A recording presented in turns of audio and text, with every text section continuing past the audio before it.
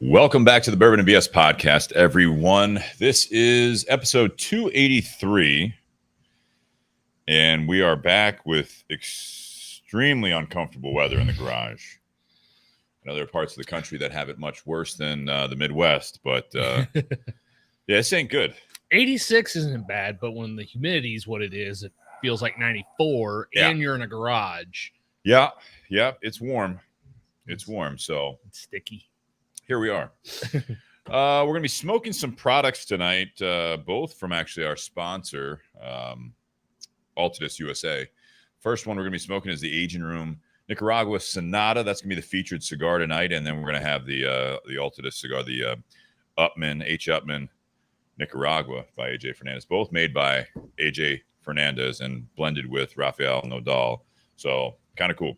But want to thank our sponsors, Altadis USA, for the continued sponsorship and the cigars. The Sonatas are coming by way of our other sponsor, Tinder Box at Easton, and that's going to be in Columbus, Ohio. They carry the Aging Room products, H. Upman products, all the not all, but a lot of the Altadis USA products, and you check them out. And if you don't have a local brick and mortar, definitely get a hold of Tinder Box at Easton in Columbus, Ohio, so that you can secure some great cigars from Altadis USA. And also Cigar Company, gold and silver are available. And Tinder Box at Easton carries those as well and are happy to ship the gold made by Plasencia and the silver made by Espinosa cigars. So we hope you guys check those out as well. And also you guys out there, thank you for the support. You can support the show with some contributions through patreon.com/bourbon and BS podcast. They have $5, $10, and $25 tier, but you guys can do whatever you'd like on there. Or if you want to do a one-time contribution, buy us a bottle, just throw us a couple bucks. Venmo at Bourbon and BS. That helps out tremendously. Keep this thing going, and less money out of Nate and my pockets, which is always beneficial if you guys are getting something from it. And also, you can get some of the gear that we're wearing. I've got the when the world hands you some BS, light it up for BS Cigar Company shirt on, and then Nate's got the green, no longer available, but the green pour one more, light up another, we'll figure this out together podcast t-shirt. Check that out. The other colors on there as well as some. Go ahead. I thought about wearing that one, but I was like, it's a little too dark, a little too hot to wear the dark one. It's warm. So then I thought about the OG, the gray, light gray, or the heather gray, and I was like, no, because if it's going to be that hot and humid and I sweat my ass off, you're just going to see the shirt darken on the screen. Oh, yeah. That's why I'm wearing this, because I know I'm going to sweat through it. I have like boob sweat, man. Buyjack.com/bourbon and BS. Where's your paper towels at? They're over here. I mean, I need help in many ways. Buyjack.com. That's byjack.com/bourbon and BS for any of the swag. If you guys want to buy some of that and sport it, and then you can post it on the page, the Bourbon and BS community page on Facebook, which I encourage you guys to join if you're not already on there. And also, the best way you guys can help us out, grow the show, and get more out of it with more of a community is to share, like, comment, review, and subscribe on all the formats. So on YouTube, join us on Facebook, obviously on like the iTunes or whatever, the Apple Podcasts, you got Spotify, you got iHeartRadio, and countless others. So help us out by doing that, and that's great. Get more people involved. If my dad can figure out how to watch it on YouTube, you can too. See, there you go. It's kind of a compliment for your dad and giving people credit. Yeah. Well, not. Yeah. So is that a compliment to your dad? It is, because okay. So when he was in high school and he had to take like typewriter class, like old school typewriters, like he was able to type, 50, 60 words a minute. Mm-hmm. But then he was a UPS driver for 30 years, so he never had to use that whatsoever. So there was one year for Christmas, his kids and stepkids, the four of us, chimed in and got him a desktop computer, so that way he could play online poker. Okay. And he hunt and peck, like old school hunt and peck, because he completely forgot how to type. Right. And so he'd be playing a hand and someone would throw an insult after, he won a hand, and he's sitting there like trying to type out a comeback, and they're already on the next hand. He's like, well, shit, I got to delete that because it's no longer relevant. Of course they are. So if you can figure out how to watch it on YouTube, you can. You think they can? Okay. Well, that's fantastic. And way to go, Nate's dad. Congratulations on that. we're going to be drinking something. So Mike Dieter, who was on the show not too long ago, he actually donated this bottle. He had it, liked it, doesn't drink a whole lot of bourbon, as he talked about on the show he was on. I was going to ask, was it a full bottle when he donated to, or had he already? He had already drank some of it. That's why I came over and I was like here, right. And that's why we had to replace the cork. Replace the cork.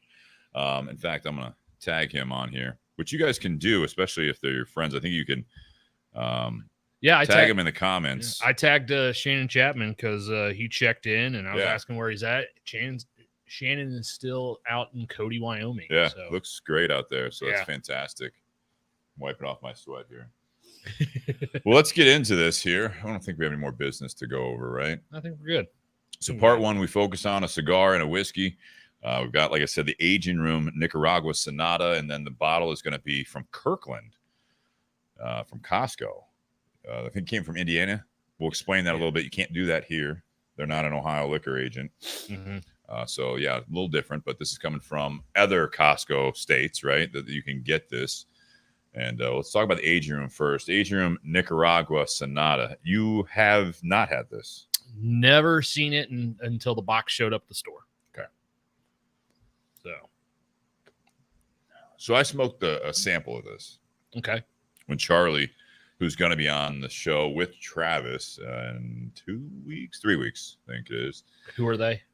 So Charlie is going to be Charlie Ward is actually the Altadis rep for the area. Okay. So for those that have been watching the show or listening to the show for a while, Josh Bentley used to be the rep in the Columbus area in Ohio, and now Charlie's that rep. So he's going to be on. And then Travis was on the show remotely before, if you remember, and he was at the Smoking 10 event. Cowboy hat. Oh, yeah. Yeah. So he is like I'm trying to remember. It's kind of like he's the educational guy. Yes. Remember, he was a sommelier, and then he's kind of like the brand education person. So he's very well versed. Excited to have them both on it. Plan is to have them both in the garage. So hopefully it'll cool off by then. But anyways, Charlie gave us a sample of these previously. These were actually part of the sponsorship, like I said, for the show. Maria was nice enough to send these to the shop, and we're featuring this one tonight. We're got some other exciting ones to feature, like when Charlie's here as well. But Aging Room. What do you know about Aging Room? Rafael Nadal, not the tennis player. Not the tennis player. And then they also got number 1 4 years ago in 2019 with the Aging Room Nicaragua with that orange band. Yes. I know, going back about almost 10 years when I was still at my first retail store in the industry, the Aging Room bands look very different back then than they do now. They kind of went through a rebranding several years ago, but there was one that was number 2 cigar of the year, and number 1 that year happened to be a Cuban as well. So they had a lot of that's when they had like the band said stuff like F55 and Q whatever. Yeah. Correct. So that's where I knew Aging Room from. And then, 4 years ago when they got number 1, that kind of, I think, revitalized that brand quite a bit. But I know Josh has talked about Rafael quite a bit. Yeah. He's a musician. Yeah. He owned Aging Room, and then kind of got acquired, the company, like the Aging Room, by Altadis USA, and Rafael moved along with it. When was that? Shoot. I didn't know you were going to ask me that. Sorry. No. I'd have to look that up. I completely... Well, you talk about it. I'll look it up. Yeah, that's fine. So this is coming out of the AJ Fernandez factory. The Nicaragua was, as you said, number 1 cigar of the year. What was it, 2019? Mm-hmm. And so that brand came out, I think, in 2018, was named Cigar of the Year in 2019 for Cigar Aficionado. For those, aficionado, you guys can watch the lists and do all that stuff. It's not the only top 25 list, but it is typically the most popular list because it's been around the longest. But so Aging Room Nicaragua came around. The other Aging Room cigars were not made by AJ Fernandez. This one was. This is a follow-up you find it? 2017. So right before all this. Mm-hmm. Yeah. So this is a follow-up in a sense to that, and it is all Nicaraguan, just like the Aging Room Nicaragua. Mm-hmm. But this is intended to be a little bit lighter. And I thought that the Aging Room Nicaragua was basically, medium.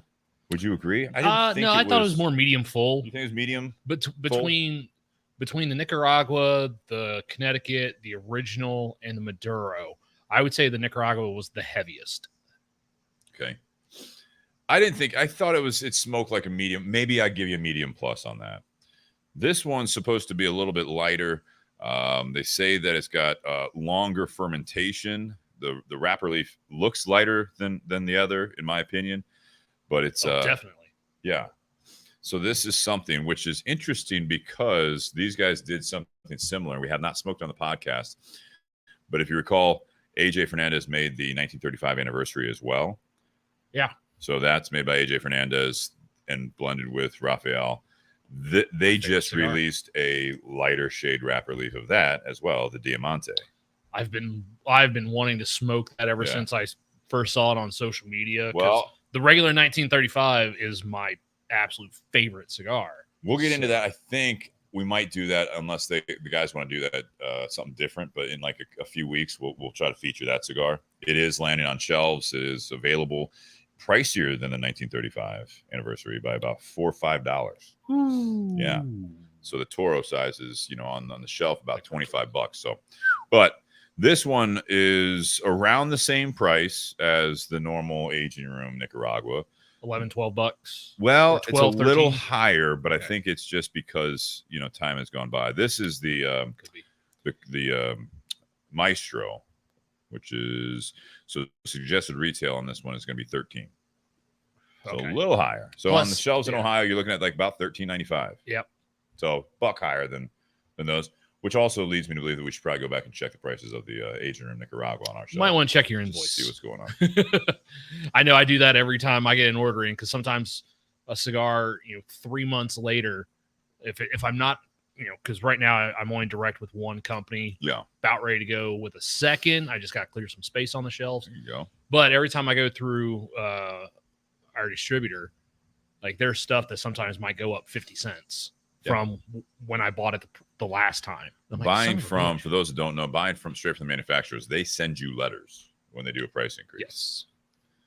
So you got to watch that. Yes. Well, I remember there was one time Brian was putting away, Brian, the owner of the Tinder Box, was putting away cigars, and the price jumped up on them, and customers were coming in like, "Oh man, this other shop sells that cigar at like $3 less," and he's like, "Really? I'm going to give that guy a call and let him know he may want to check his invoice." They hadn't updated their prices on their Padrones in about, I don't know, 4 years, a long time. So sorry about ruining that one. All right. So yeah, this is all Nicaraguan. It comes in a yellow box. It's kind of a brighter box than the others, in my opinion. It stands out. Comes in 20 count boxes, except for it says the impromptu, which is the 6.5 by 52. That's a figurado, and that's going to be a 10 count box. But we're smoking the Maestro, which is a 6 by 52 torpedo. Mm-hmm. And what do you think of this cigar? I think it's a very pretty cigar. I think the wrapper is great. It's very smooth so far. About an inch or so into it. Very smooth.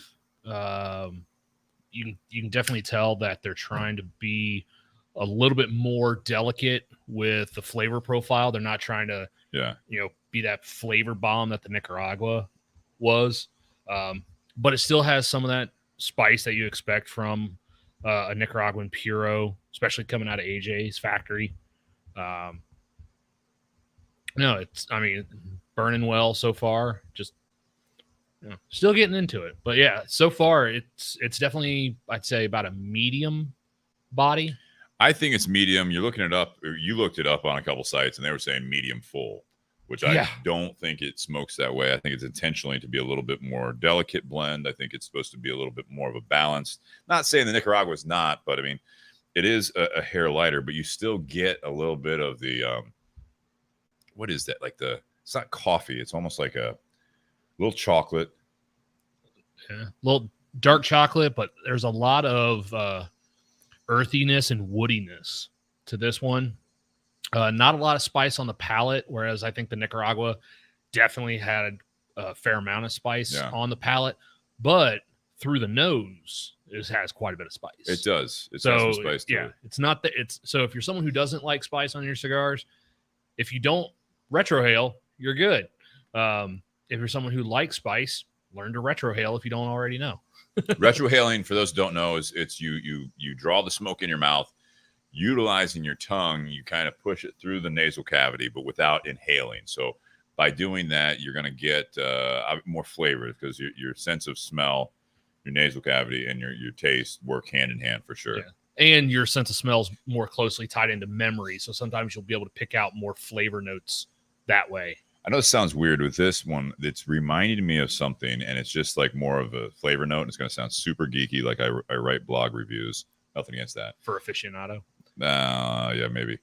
It's kind of like if you're sitting around like a campfire and drinking. Bear with me. Swiss Miss with water, not milk. I bear with me. Okay. And the marshmallows have already started kind of disintegrating a little bit. Take a puff of that cigar. I did. And I did as you were doing the description. I'm like, all right, where's he going with this? Don't just blow smoke up my skirt here. The marshmallow one, all right. They're already disintegrating. You know what I mean? So you're not like getting that full blown marshmallow like sweetness. And that's providing the sweetness and cream that the milk would, but you used water instead. Right. And those marshmallows are kind of bullshit because they're like those little ones. You know what I mean? Like, it's all you can do. The mini? Yeah. The mini ones? Yeah. Ryan Venry. What a description. I don't think, you're sitting around a campfire, so you got a little smoke. There is the power of suggestion, but I get it. Swiss Miss, but with water. When you said it's not as creamy. When you said with water, not milk, I'm like, holy shit, that actually is accurate. It's not how you want to make Swiss Miss, but that's accurate description because it doesn't have that rich creaminess. And you probably used a microwave to heat it up. Oh yeah, cheater! You're just using all the cheating methods. Yeah, because it doesn't taste as good. But that's not saying this doesn't taste good. I'm saying that's the note. It's weird because that's still, as a kid, it's like if I wanted it, I would just heat up a mug of water and then dump that in there. I drank it like that. So. Well, and when you were a little kid, that's probably how you did it because your parents didn't trust you with the stove. Oh no! But if mom or dad, if mom was going to make it for you, she's using the stove top. She's warming up the milk probably, in the pot. Yeah. Dorothy Crane's a saint. So that's your weird tasting note that doesn't always happen, but there it is. I don't know if you guys are Swiss Miss fans. And sometimes when I see those every Monday, sometimes I actually screenshot those. Oh, because I like Cigar Aficionado or something else. Because I want to share them with you. Especially when it's on a cigar that you and I have smoked before, or especially multiple times. It's like, and lately some of their descriptors, you're like, wait a minute, well, these two are almost the same, and then these two are almost the same. So it's like, why can't see if I can pull up the actual aging room notes on this. Did you find that anywhere? Well, I looked up some ones from some online places. Yeah. Delivers beautiful flavors of nuts, oak. There's my woodiness. Yeah. Nutmeg and coffee sweetness. So that's going in line with you. Yeah. Coffee sweetness though? I guess coffee doesn't really have sweetness to it usually. Some of it does, I guess. Some can. There's the last bag of coffee that I finished off kind of had a kind of like a Reese's peanut butter cup type flavor to it. Interesting. Here's another one. Medium to full body. Nope. Flavors of white pepper, nuts, spice, earth, and espresso, all backed by plenty of natural tobacco sweetness. I feel like they just picked them all, the popular ones off the flavor wheel there. Yeah. You know what I mean? Thank God they didn't say marzipan. Yeah, that's always a good one. Or no, my favorite one I think was orange Gatorade. I can't say anything. I just said it tastes like Swiss Miss, but with water and marshmallows and disintegrated marshmallows. No, it's a good looking. This is a box press cigar. It's got your aging room Quattro, the classic band as the primary band, and then the secondary band is that yellow with the Nicaragua Sonata on there. I bet Todd would like this just because of the colors. Yeah, yellow kind of matches your shirt too. It does. No, I like the cigar. This one is something we'll get to it more in the ratings later in the show, but I like this cigar. It's a very good cigar, but I also wasn't wowed necessarily by the Nicaragua that got the #1 spot. I think it's a good cigar. I think it's flavorful. Yeah, but it kind of has it leaves me wanting a little bit more. I agree. I remember a little dry finish. Well, and I think we first smoked it after it came out and before it got the #1. Yeah. And I think we may have even had Josh Bentley on when we smoked it the first time. Yeah. And like we all enjoyed it. It didn't blow us away. Yes. But I will, and and then like I said, of course, it got the #1 rating. But I will say this: when I look at some of the other cigars in the last 5-6 years that have gotten #1s, I'm sitting there looking back at that aging room Nicaragua, and I'm like, you know what? I think they were more on point with that one than they were some of the others. Yeah, I think they smoke well. The construction's great. I don't know about yours. Yeah, mine's fine. I had just one little spot. If you're looking at the band on the top of the cigar where the tobacco had kind of settled on the other side. Okay. And so I had one little spot where it was burning a little fast. It wasn't a tunnel. That's just, sometimes when you're making that cigar by hand, not all the tobacco's evenly distributed throughout the cigar the whole time. Yeah. But it's not running on me. Like it's actually catching up. No, but yeah, it's smoking beautifully. And again, a box press torpedo. Torpedoes are always, in my opinion, it's more of a crapshoot if the draw is going to be good. How far down you have to cut it. And this one is real easy. You did a little bit of the slant cut. Was that on purpose? I did. Okay. So sometimes on a torpedo, I did a little bit, but not on purpose. Yeah. Sometimes on a torpedo, I really like using a V cut. My V cutter's in the car, so I just used Rob Wilkins over there. I just used my straight cut, but I intentionally cut it at a little bit of an angle because I'm not cutting below the cap. Nope. But by cutting it at a little bit of an angle, I get a little bit more surface area to pull through. Yeah. So. Yeah, you can still keep it above that cap line, which again, I think for a lot of people, a torpedo is a little bit more difficult to know how far to cut. We talked about that a little bit. You can't see the triple cap as easily. Yeah, we talked about that a little bit last week with Tyler when we had the Espinosa 601 La Bamba Warhead 9. Did I get that right? Yeah, which was right. Which was a figurado that tapered the whole way up to the cigar, to the head where it was a torpedo, but it had that little nipple at the very foot of the cigar that some people cut off because it's really tight draw. Yes, until it opens up. Yeah, so sometimes if people leave that on, they cut their cigar, they light that, it's too tight of a draw because they're not burning a whole lot, so they end up cutting more.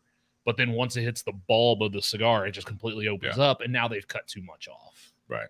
Yeah. So yeah, I mean, you can do it. I've heard it called a Cuban cut. I don't think there's any real foundation behind that terminology. Or French cut was another one I think I heard. I think that's French in a cigarette. Oh, okay. Like Frenchie in Grease. All right. Have you ever seen Grease? The movie? Yeah. Of course. You know what I'm talking about? Yes.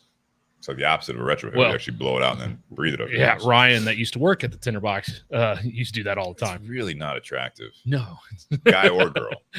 No, it's not. Ryan, if you're listening out there.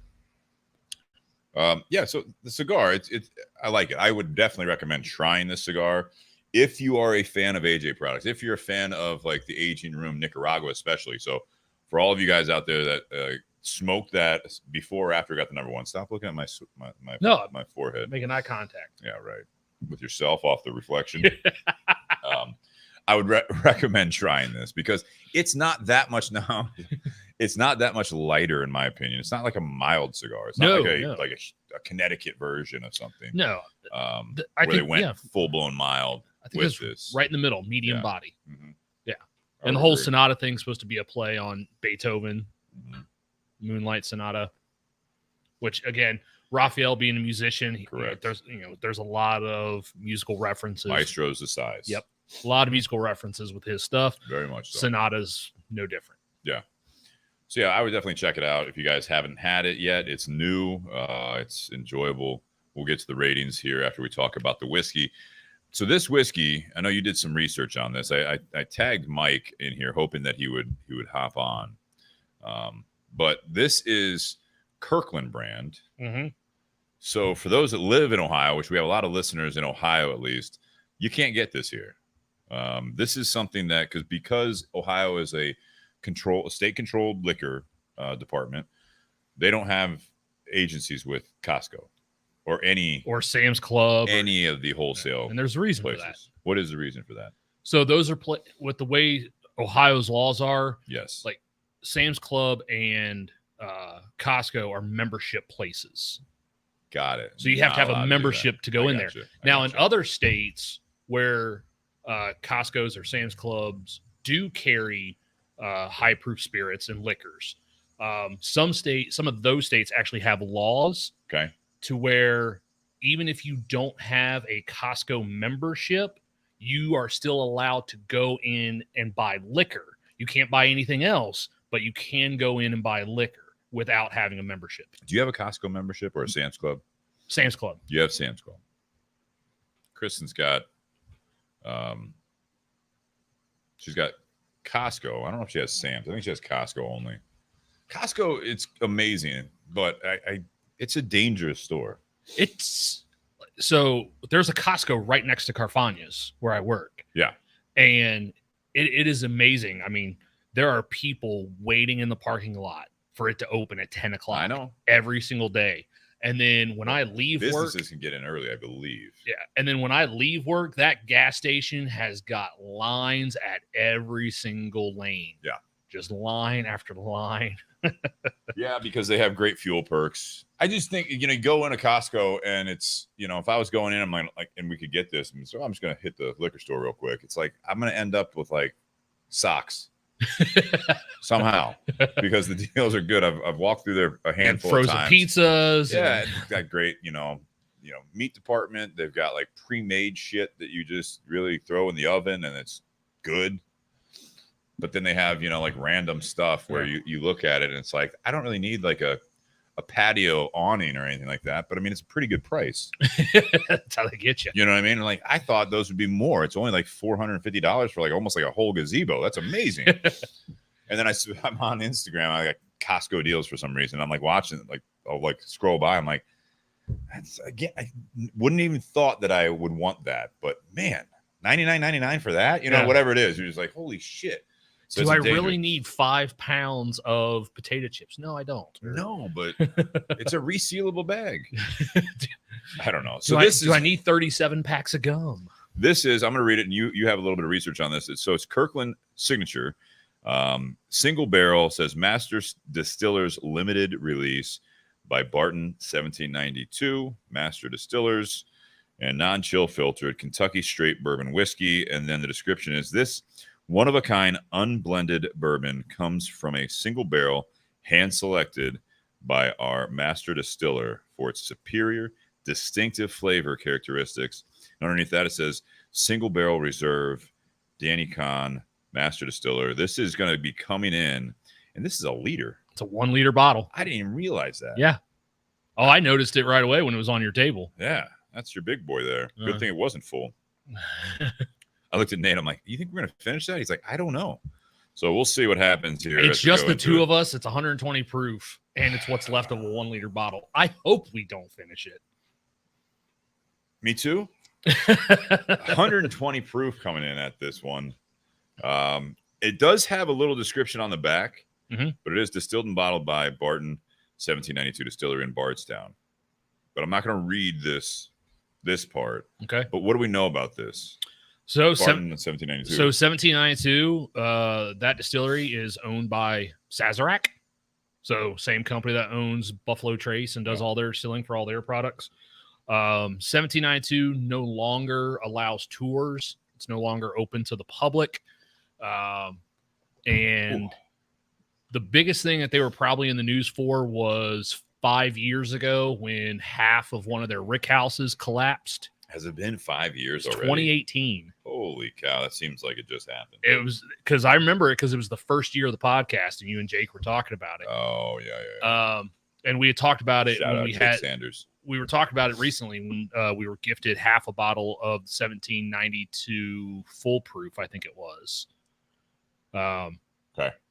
But right. yeah, half their rick house collapsed, and then like 8 days later, the rest of it collapsed. Yeah, and it all went into the river. Yeah, and they were getting fined every single day, and what it did to the wildlife. Yeah, so so it's coming out of that 1792 Barton Distillery. It is 74% corn, 18% rye, 8% malted barley. It is non-age stated, but because of the wording that they use, it is at least 4 years old. Okay. And then this site describes the color as chestnut or Oloroso cherry or sherry. Oloroso sherry. Okay. Maybe chestnut. Mm. So I didn't know what to expect from this. Everyone that I've talked to that has had the Kirkland brand stuff, whether it be their scotch, whether it be their vodka, it's all solid. Yeah. I mean, obviously they're using distilleries that are well known, at least for this. I don't know the other stuff, but I mean, it's not like they just like their vodka is made by cheap. Grey Goose. Yeah. Okay. There you go. So I mean, again, yeah, it's good stuff. This is something that I do wish we did have. Do you have a price on this? Did you find that? This is $30. It's fucking insane.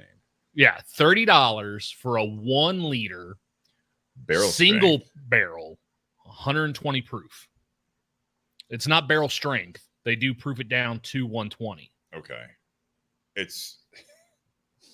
may not be barrel strength, but 120 is in the barrel strength, cast strength, whatever you want to call it. This is I've had barrel high proof. Yeah, I've had barrel strength stuff that was like 105. So that's what I mean. Yeah, that's I guess they didn't put on there that it's that.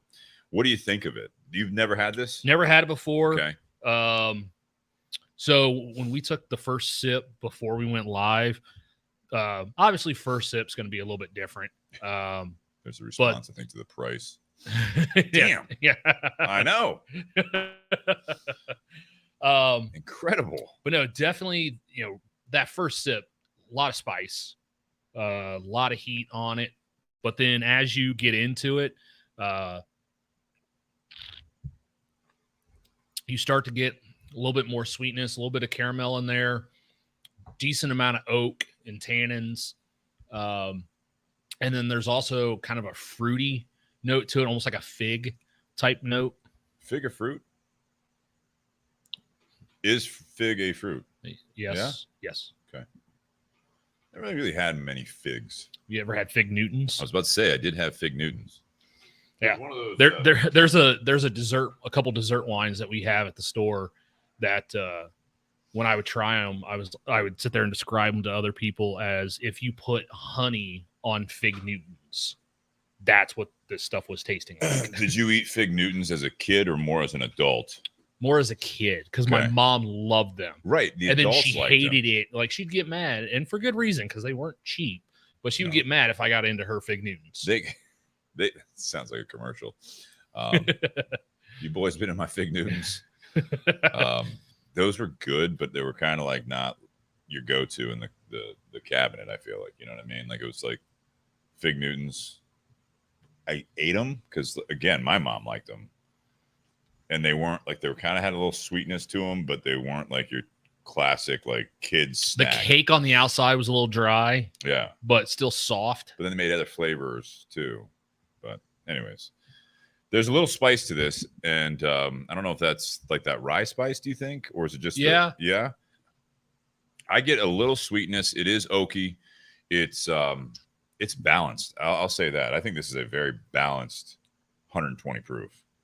Yeah. I mean, would you be able to hit this on a guessing game if it was a blind taste test? Would you say you're drinking barrel strength? Do you think you'd say as high as 120, or you think you'd say higher, lower? What do you think? I mean, if I was doing a blind taste, I would definitely, I think, put this at over 110, just because there's so much oil to it, and you get that with higher proof whiskeys. There's so much oil, and then also that heat on the finish that just lingers. Like, it's a long finish on this too. Now, given how long the finish does last and how much spice there was there, I would have expected more rye in the mash bill, but I think as would I. But I think that's masked by the proof. I think the proof is what's providing a lot of that heat, not as much of the rye, and that's also why that proof is hiding that it's such a high corn content as well. It's because we've had a lot of 74, 75 corn mash bills that just taste really sweet and almost corn water to a point. This doesn't do that. I would probably miss this. I wouldn't be able to guess the bottle. No, I'm just saying. I think I'd miss the proof. I would actually guess a higher proof. I don't think I would have gone as high as 120 if we did a blind taste test on this. I think it drinks more like a 110, maybe 115. You know what I mean? I know it's all like you can't guess that. We've talked about that on the show before. You know that their proof doesn't necessarily taste like anything. So if we had Josh from the Tinder Box in here and guess. Maybe. The last time I brought a bottle in and he was working on Friday, he was working for Todd. Yeah. And I brought a bottle in, and I always played that game with Josh and Steve when I was working on Saturdays about, hey, here's a blind pour. You guys guess the proof. And so many times Josh would be right on or within a couple points. He was pretty spot on for sure. And sure. then he would change his mind. Yeah. And so he made a guess at a bottle. He made a guess of 112, and then he changed it to 100, and then he looks at me and goes, "You're gonna," because at one point I had said to him, I was like, "All right, if you change your answer again, I'm gonna punch you." Shit. And so he's like, "I'm gonna get punched, am I?" So then I wait for Dan to guess, and Josh was standing next to me. I'm looking at Dan. Dan throws out his guess, and I just punch Josh in the shoulder because he had guessed 112 originally, and it was 112.6. I also don't know if I would have, if you were to say, because it has that rye spice, this one is confusing to me, especially at the higher proof. If you ask me, is it a bourbon or a rye? I don't know, man. It's got enough of that rye spice that I would be very confused on this as a blind taste test. You probably wouldn't go 95.5, but definitely high, definitely high definitely rye. Like a 68 rye that some companies do. 18% rye. Dude. So what it says on the back of the label here, Kirkland's signature single barrel Kentucky straight bourbon whiskey is characterized by strong notes of oak, interlaced with honey, caramel, and dried fruit notes.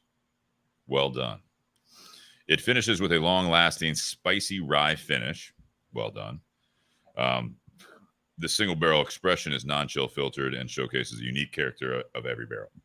So what I will say, you said this is a single barrel. It's a regular release product for them, $30. I would be curious, though, because it doesn't say on here a barrel number or anything information like where it came from the rick house or anything like that. So I assume some of the proofs might be different if it's single barrel, or do they proof it to 120 on everything? They proof it to 120. I'd be curious. So it's probably coming in higher right out of the, because so it does say non-chill filtered. Yeah. But it doesn't say uncut. Right. So that means that they are diluting this down to that 120. Yeah. So they have to find a barrel that's higher. I'd be curious to have a back-to-back taste test from like, say, when Mike bought this versus if you walked in today, would you have variations on the product because it is a true single barrel? Mm-hmm. And that bottom label is so off and crooked. I think that's intentional. Okay. To give it like a hand done type of a look. He's talking about the bottom where it says that it's got like the signature and all that stuff. It is, I think it's intentionally, like stylistically off. Like it's angled is what I think, to give it a little bit of that like hand touched type of thing. It's got the signature, but it obviously that's printed on there. Yeah. But if you also notice, it has that neck that also went over top of the cork. Yeah. So that also says single barrel and 120. 120. So, obviously they're not going to just print mass of those and it be a different proof every time. That's why I'm saying they're proofing this to 120 every time. I got you. But you get my point, though. I would be curious that if it did, like, as you say, $30, you typically would have this on your, I'd have this on my bar. Yeah. For $30. And yeah, this is a nightcap pourer. I'd be curious if I go back in months later or go to a different Costco in a different state, how they distribute it, how, again, a single barrel gets you only so many bottles. So, I mean, are they able to do it? Much like Four Roses. Oh, I thought you were going to say like Four Roses. Four Roses, they intentionally put the code on there. Yes. They've got different ways to do it. They've got 10 different but recipes. When you look at like Blanton's, which is the original, I'm air quoting, the original single barrel, you expect it to taste like Blanton's. Yeah. Well, they also intentionally pick barrels that taste like Blanton's. And I assume that's what we're doing here. Yeah, they're probably still picking barrels. That's what I would assume. Yeah, they're probably still picking barrels that are close to the same flavor profile. Mm-hmm. But like the reason I mentioned Four Roses is I know you and I have talked about it before. Like a lot of people are bigger fans, and I think you are as well, of the small batch because there's more consistency. And the single barrels, yes, there are a couple different recipes that they use. Yeah. But there's a greater variation of flavor profiles batch to batch of a single barrel. The thing I like about the Four Roses single barrels, they give you the code and then they usually have a neck hanger on there. Yeah. That will tell you what to expect from said code. Right. And there's a variety of different ones. There's a variety of different notes. Like you read, I'm gonna like, was it OBSV or something like that? Like, like I don't know what their notes are on each code, but I mean, there's a list and they're very, very different. Yeah. Some have the fruit, some have spice, some, it's like, but you can look at that and the way that they do it and they pick those barrels along with the yeast strain. They have 2 mash bills and 5 yeast strains. Right. So to what you're getting with that. I think Ryan Venrick, yeah, I mean, he would agree. Let me put up on the screen here. Definitely looking for the similar profiles barrel to barrel. So I think that is kind of like what we're thinking there is that this is the project that they have when they use 1792. Yeah.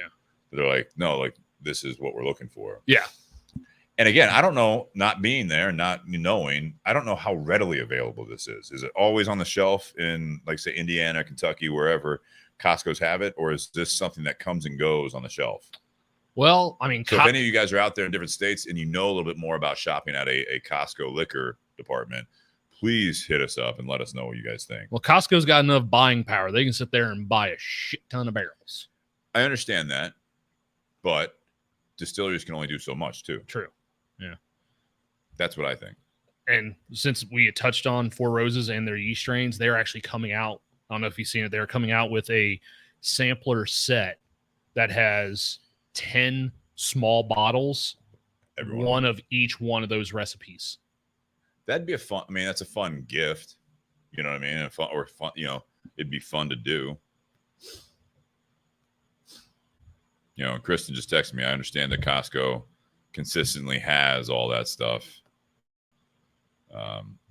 Like the whiskey, the vodka, tequila. But it's the single barrel because they have a bourbon.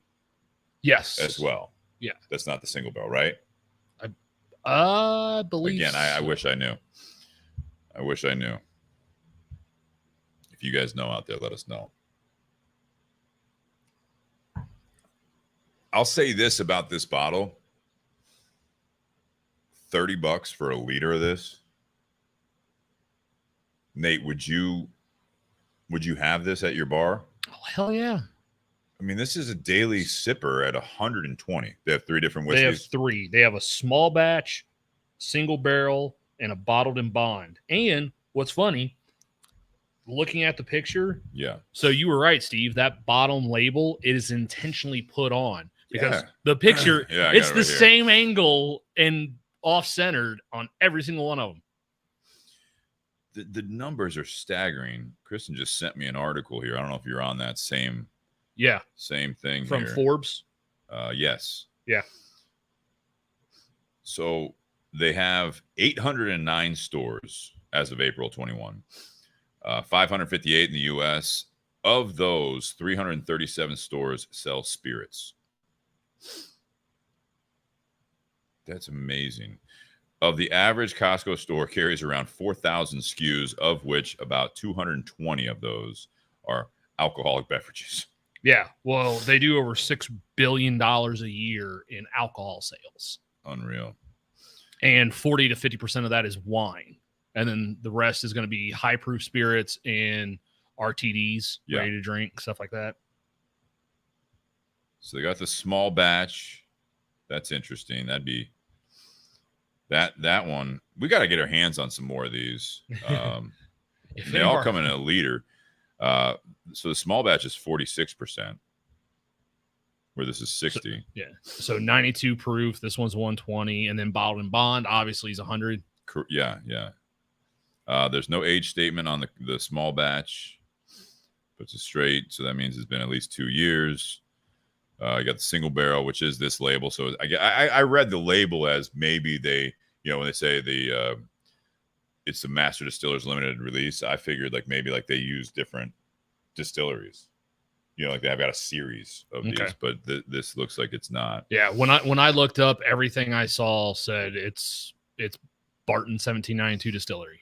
Well, and this is interesting too, because based on this article in Forbes too, the expression is a single barrel, since a single barrel's worth of bourbon wouldn't go far across the 337 stores that sell this stuff. It's a collection of individual single barrels, right? Obviously, while they will share the common DNA, which would be the mash bill and everything else, you may see some differences between different bottlings, especially between stores in different parts of the country. That was kind of my point, right? Yeah. I mean, I'm trying to imagine this part, that part of it, to do a single barrel that you're expecting it to taste like Kirkland single barrel. Like it'd be impossible almost. Well, and I know you said, distilleries can only produce so much. Well, remember 1792, what do they make? Well, they make the handful of the 1792 expressions. Yeah. They make this. There's not a whole lot else that they do, but they have, that rick house that collapsed 5 years ago. Like they have like 7 or so rick houses. So they've got a shit ton of barrels that are aging. So it's interesting too. I mean, like you're right, Lou, it is time for a road trip. Absolutely. Anyways, that's it's interesting. I mean, that's really cool. And again, I wish they would be able to work something out with Ohio to be able to do something like that. But I get it that it's not available. Ohio's a tough one to work with sometimes. Kristen just commented, adding Costco to the Chicago list among our Benny's stops. Hey, they may have better pricing. Yeah. What I'll also say about this one is that it's actually easy sipping. Mm-hmm. How often do we say that about something 120 proof? Probably shouldn't. Probably shouldn't. Yeah. So you want to do the ratings? We ready for that? Yeah. Coming up on that time here. Anyone have any comments or we appreciate the feed going on here. It's fantastic. We've got some YouTube listeners as well as Facebook Live listeners. So if you guys are listening and you're enjoying the show, you can just share it on Facebook, send the link to someone, get them on the show to listen live and be a part of the conversation. We'll do the ratings right now, and then we'll go ahead and take a quick intermission, and then we'll do part 2, which is we're still rolling. And I just got another comment on the Facebook there from Man. I don't know if you saw that. Yep, just looked at it. All right, yeah. So I mean, keep throwing them up there. We'll try to get to all of them. But we'll try to carry some over. Obviously, we can't get to all of them, but it's fantastic to have that kind of support. So. Cool. What? Comment from Aaron Garner that I work with at Carfagna's. Carfagna's was picked over Costco for the license in Polaris area when the store was built. Well, congratulations. Many reasons that's a good thing. One, that you guys are able to sell that stuff, and Nate has a job there. This is the part of part 1 where we do the ratings. 10 is the best. We do 3 ratings. Normally we'll have, either people in the audience. Tonight it is just Nate and myself. If you guys have had either the cigar. I saw that Kevin King, who also sent us some cigars, we're gonna have to feature here soon. He was from Columbus area, and then he now lives in Florida. He's working for Cigars International at one of their stores. Oh, cool. Good for him. And so he was able to send us some Espinosa products that they exclusively made for Cigars International. So anyways, we do 10. So 10 out of 10 rating for the Kirkland single barrel. And then out of 10 for the cigar, which is the Aging Room Nicaragua Sonata. And then how we think it pairs well together. So if you guys have had these, Kevin King did say, the Aging Room is good. He had it last week. If you guys want to throw up a rating, if you've had the bottle, if you've had the cigar, give us your out of 10 rating as well. And Nate, I'll let you go first. So starting with the whiskey, I'm going to give it a solid 8. And part of that is because of the price point as well. Like, this is a great bang for buck. Think about that. A liter. So a fifth of this would be in the 20s. Yeah. So, I'm sitting there trying to think of, like a $25 to $30 bottle on our shelf that, is as good a bang for buck as this is. And like, that's tough. At 120. And at 120 proof, we've got a $30 bottle on the shelf that's coming in at 100 that I really enjoy. But yeah, there's not too many 120s that you're going to be able to find at $30. This definitely an 8, maybe 8.5, just because the price and stuff. But it is good. I think some of the spice and heat from it kind of overpowers the sweetness that's there initially. Like, that sweetness and fruitiness that I was getting is very fleeting up front, because then the heat and spice kind of take over very quickly. But yeah, you said it earlier. It is a balance, because it does help have some of that sweetness. Then it has some of that spice. I think it's pushing a little bit more spice and heat. But again, $30, like, holy shit, good luck finding something. Yes, there's other products that are better, but they're not $30. Yeah. So, yeah. And to answer your question, it's Barton 1792 Distillery. So it's a Sazerac product, technically. Yep. So cigar, I'm a 7 on the cigar. Medium body. The flavor, it's got good flavor. It's not overwhelming or overpowering. I really liked your description going into the flavor. That was a nice picture that you painted. Very Steve Crane reading stories. I was gonna say include like a ski lodge, but I didn't want to go too far on that one. Yeah, you're pushing it now. Because at a ski lodge, they're serving Swiss Miss with water. That's not. No. Yeah, Mad River Mountain Ski Lodge. Just like after going sledding. Where it's kind of like wet, because kids have been on the whole day. And 7 on the cigar. It's a good cigar. I would probably, given that this is coming in about $1 higher than the Nicaragua, I would probably pick the Nicaragua orange label over this one, just because. And again, that's based on the pricing that we have. It could have been. Just because up a little bit on the that cigar's profile fits what I like a little bit more. Yeah. Don't get me wrong, I still love mild or medium cigars. But this one's medium. It's got good flavor. It's not overwhelming. I get a lot of earthiness and woodiness. Yeah, woodiness for sure from it. With coming in at that 13, depending on where you live, $14 price point. It's like, there's some other cigars in that range that I would definitely pick over this. But it's still a solid smoke. I think it was a good follow-up to the Nicaragua. Something a little lighter. Yeah. Thank you, Kevin. And then as far as the pairing, I'll give the pairing an 8. When I go from the cigar to the whiskey, that fleeting sweetness up front is a little bit more pronounced. Mm-hmm. It's a little thicker of a sweetness up front. And then what was really interesting, and it's not what I was expecting, when I went whiskey to cigar, last week when we did that whiskey to cigar, all of a sudden that cigar was really, really spicy. And not necessarily in the best way. This one going whiskey to cigar, because the cigar doesn't have much spice to it already, like it's not really highlighting and amplifying a spice because there's not much there to begin with. So it's okay to go whiskey to cigar because then you're not going to be, your palate's not going to be blown out by the spice of the cigar. Right. So I think the two of them actually are kind of balanced between the two.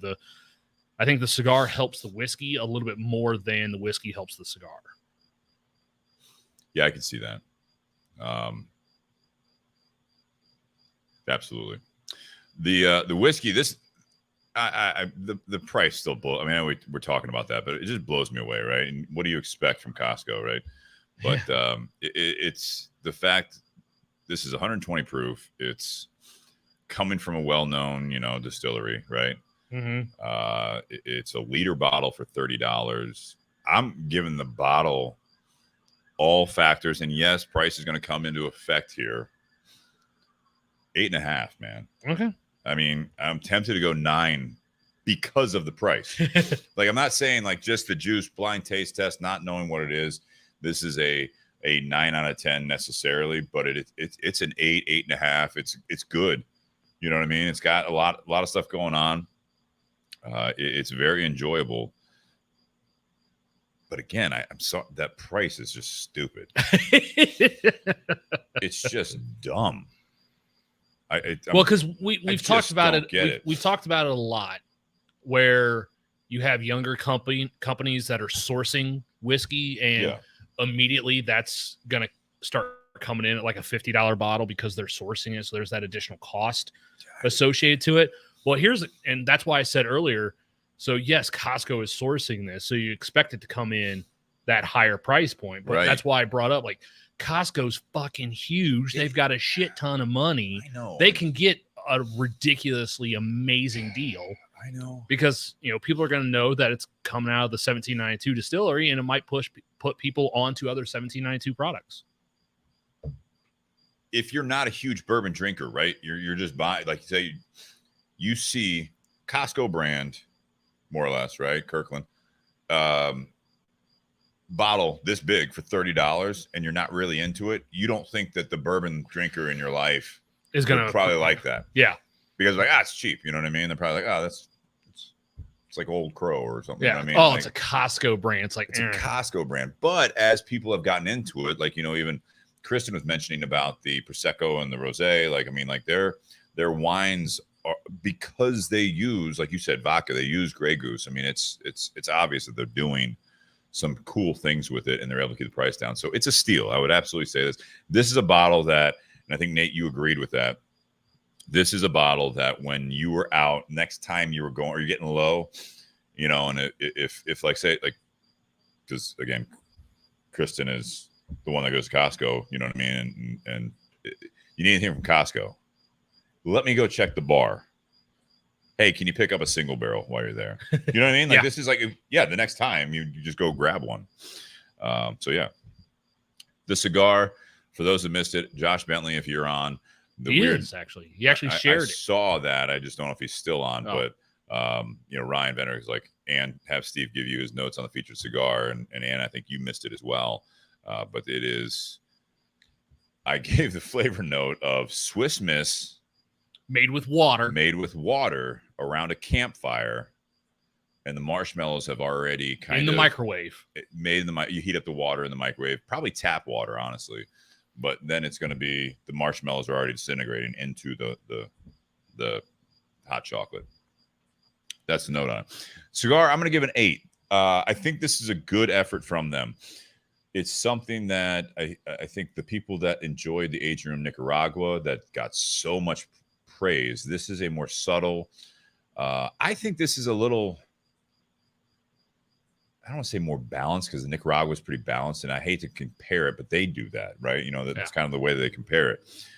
I think that this is a very enjoyable cigar, but it's for the ones that like, the fuller bodied cigars. This is, as Kevin King had mentioned on the feed here, this is more of a first part of the day, first cigar of the day.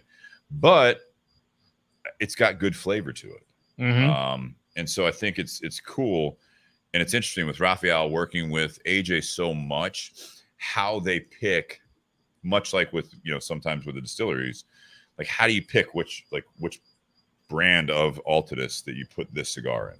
Yeah. You know what I mean? Like this blend. Is it an aging room? I mean, it's interesting how many projects they're working on. This fell in the aging room, but I think it's because they branched off of the aging room Nicaragua project. So that's kind of cool. So yeah, 8 on the cigar.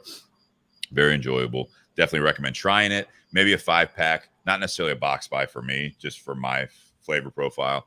But if it's on the shelf and I'm looking for me, a first part of the day smoke, not necessarily morning smoke, but like not early afternoon, first one with a coffee, it'd be great because it's not going to get blown away like some, I think, Connecticut blends can do. The pairing, hell, it's not a bad pairing. No. You were talking about what we like to do on this is the whiskey to the cigar to the whiskey. I think the pairing somehow at 120 proof, obviously the whiskey holds up. It's holding up. The cigar is fighting back. It's standing up to the whiskey in a sense, not fighting back in a bad way, but it's not getting drowned out by the bottle. And I was worried about that because when we were looking at your humidor about about what to do, before I even picked this cigar, you had mentioned like this is a lighter compared to the Nicaragua. You had not smoked it, and I was like, you know what, let's do this. I didn't know anything about the bottle. And I was like, yeah, let's do the Sonata. You're like, all right, yeah, cool, let's do that. See how that goes with a 120 proof bottle. And I was like, oh shit, we're drinking something 120 proof. I was worried this cigar was going to get blown out by this bottle, and it hasn't. Nope. And that's the big part of it.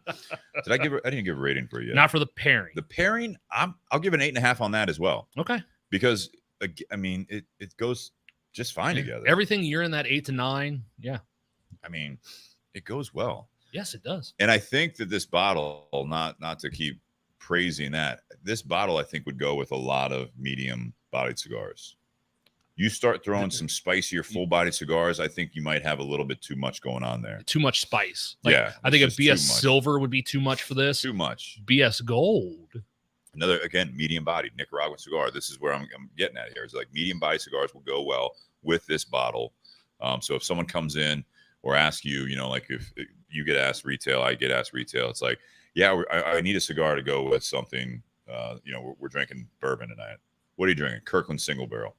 I know go medium bodied, probably Nicaraguan tobacco. I think it's going to go really well with that. So, yeah, definitely 8.5 on that. This is great. So thank you again to Altadis for the aging room, Nicaragua Sonata. Fantastic to have you guys supporting the show. You see some of the brands behind us: Monte Cristo, Romeo, H. Upman, and aging room right there. Just fantastic portfolio, and we appreciate the support from Josh Bentley over the years. Obviously, Charlie Ward and Maria sending us all these great cigars to keep sponsoring the show, and obviously the contribution. You guys are amazing for the support. Do also want to thank, before we round out this portion of the show, Tinder Box at Easton, Columbus, Ohio. That's where we're based out of, Columbus, Ohio. They do carry the aging room Sonata right now in the Maestro size, as well as the aging room Nicaragua as well, and just almost countless different Altadis products, including all the brands behind us. And we've got an H. Upman. Well, you could count, but it'd take a few minutes. Yeah. H. Upman, Nicaragua by AJ Fernandez. That's going to be the part 2 smoke. Which, again, is another medium body. I think it's going to go well with it. Check out the BS Cigar Company as well. You were mentioning those, the silver and the gold. Silver's made by Espinosa. The gold's made by Plasencia, both all Nicaraguan products. And then you guys can contributing to the Patreon page. It helps us out a lot. Patreon.com/Bourbon and BS Podcast. Anyone wants to sign up for that, $5, $10, $25 tiers, and you can cancel at any time. And then also, if you want to just do a one-time contribution, we appreciate all that support. Really helps us out. Venmo @Bourbon and BS. Check that out. If you want some swag, look no further than buyjack.com/Bourbon and BS for shirts like we're wearing right now, even though that color that Nate's wearing is discontinued. It was a charity shirt, but we do have some other colors. So the pour one more, light up another. We'll figure this out together. Podcast shirt. Anytime I wear that, I don't know if you wear it out or, you can't wear it at Carfagna. So people read it and they're like, oh, I like that shirt. Yeah. It's always a positive. They look at it, they're reading it because that was the intent. Put enough text on there.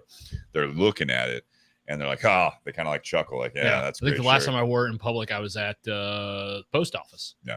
Oh, okay. You get some comments about them too. Yeah. Pam retired, but yeah, Oh, she did buy some stuff for her son, so that was kind of cool. But yeah, and we're gonna go into part 2 here. So any questions, comments, put them on the comment feed on Facebook Live or YouTube Live, and we'll try to get to those in part 2, where we go to the audience for our topic discussions. It's been great. So guys, happy Whiskey Wednesday. Cheers. We'll stay live for a quick intermission. Nate and I'll keep going with all you guys out there.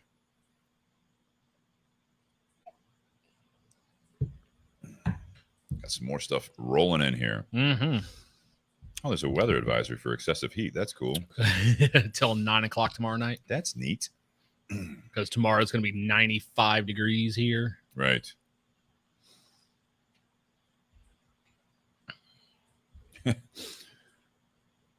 Ronnie, we got to get him back on the show. That was the Great Lakes Smoke Show. Oh, okay. Yeah, I talked to them.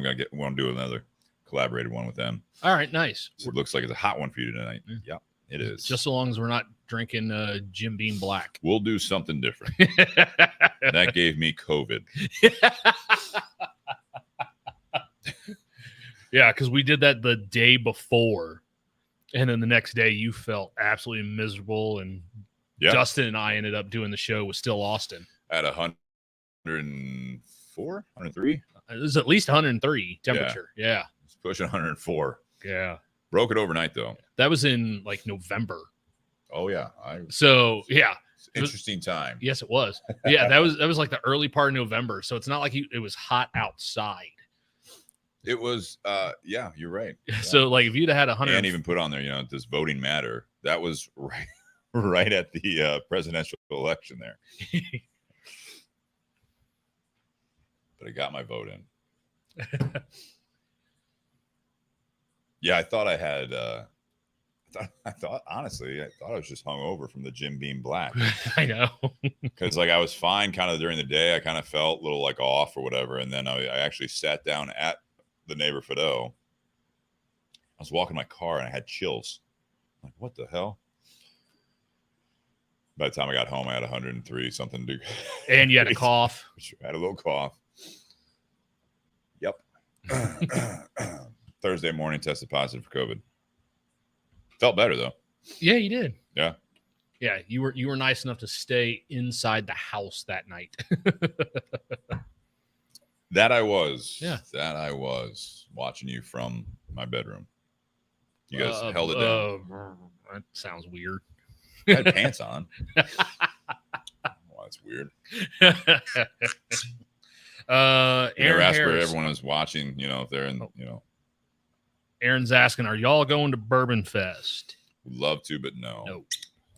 Yeah, it's one work commitments kind of thing. It's tough for us to travel for some of that stuff. There's a lot of cool festivals like that. There was recently one in Grove City. Yeah.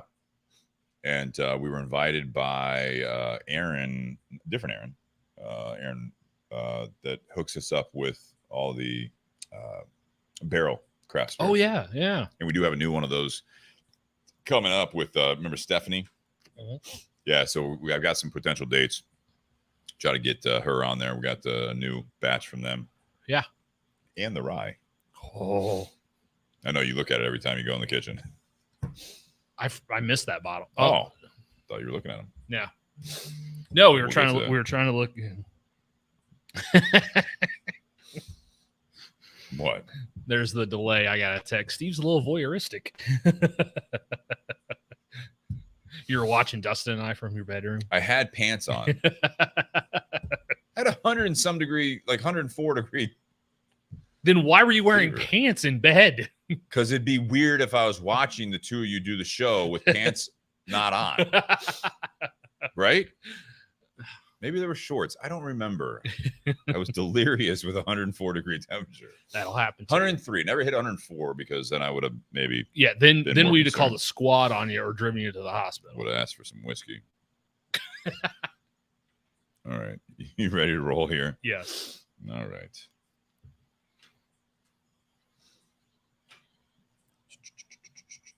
Boom. Welcome back to the Bourbon and BS podcast, everyone. This is episode 183. 283. Jeez, 283.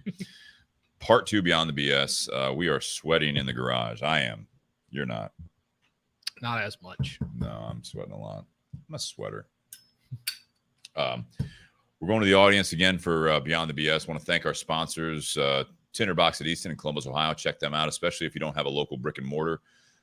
Definitely great selection. Probably about 600 plus options at the Tinder Box at Easton. Great selection in Columbus, Ohio. They do carry the featured cigar tonight, which is the Aging Room Sonata in the Maestro size, as well as other Altadis products and other Aging Room products. And that's where we want to thank Altadis USA as well for the sponsorship for the cigars. We're going to be smoking, cutting here soon, the H. Upman Nicaragua by AJ Fernandez. We've smoked this on part 2 so many times. It's just a solid medium body cigar. So it's a great one to go to. So thank you very much for that. And also Cigar Company for the support with the gold and the silver. Guys, check those out as well. The gold's made by Plasencia. The silver is made by Espinosa Cigars, all Nicaraguan tobacco in both.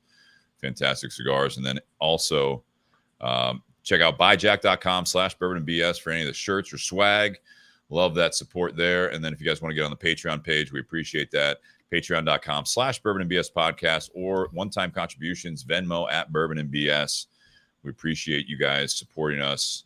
And most importantly, that all helps. And we appreciate every cent that you guys help us out with that.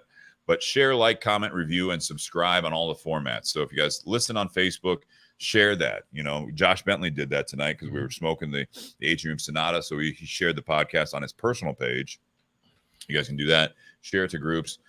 If you're on like Apple Podcasts, on Spotify, however you listen to your podcast, try to keep those updated. Sometimes they fall behind a little bit just based on schedule, but we try to keep those updated.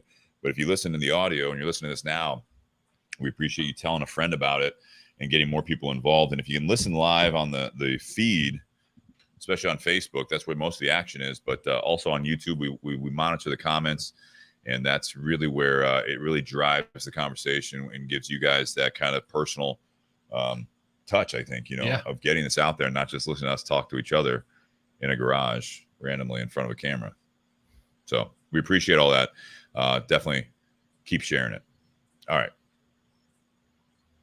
What are we talking about tonight? We got several different things. Yeah.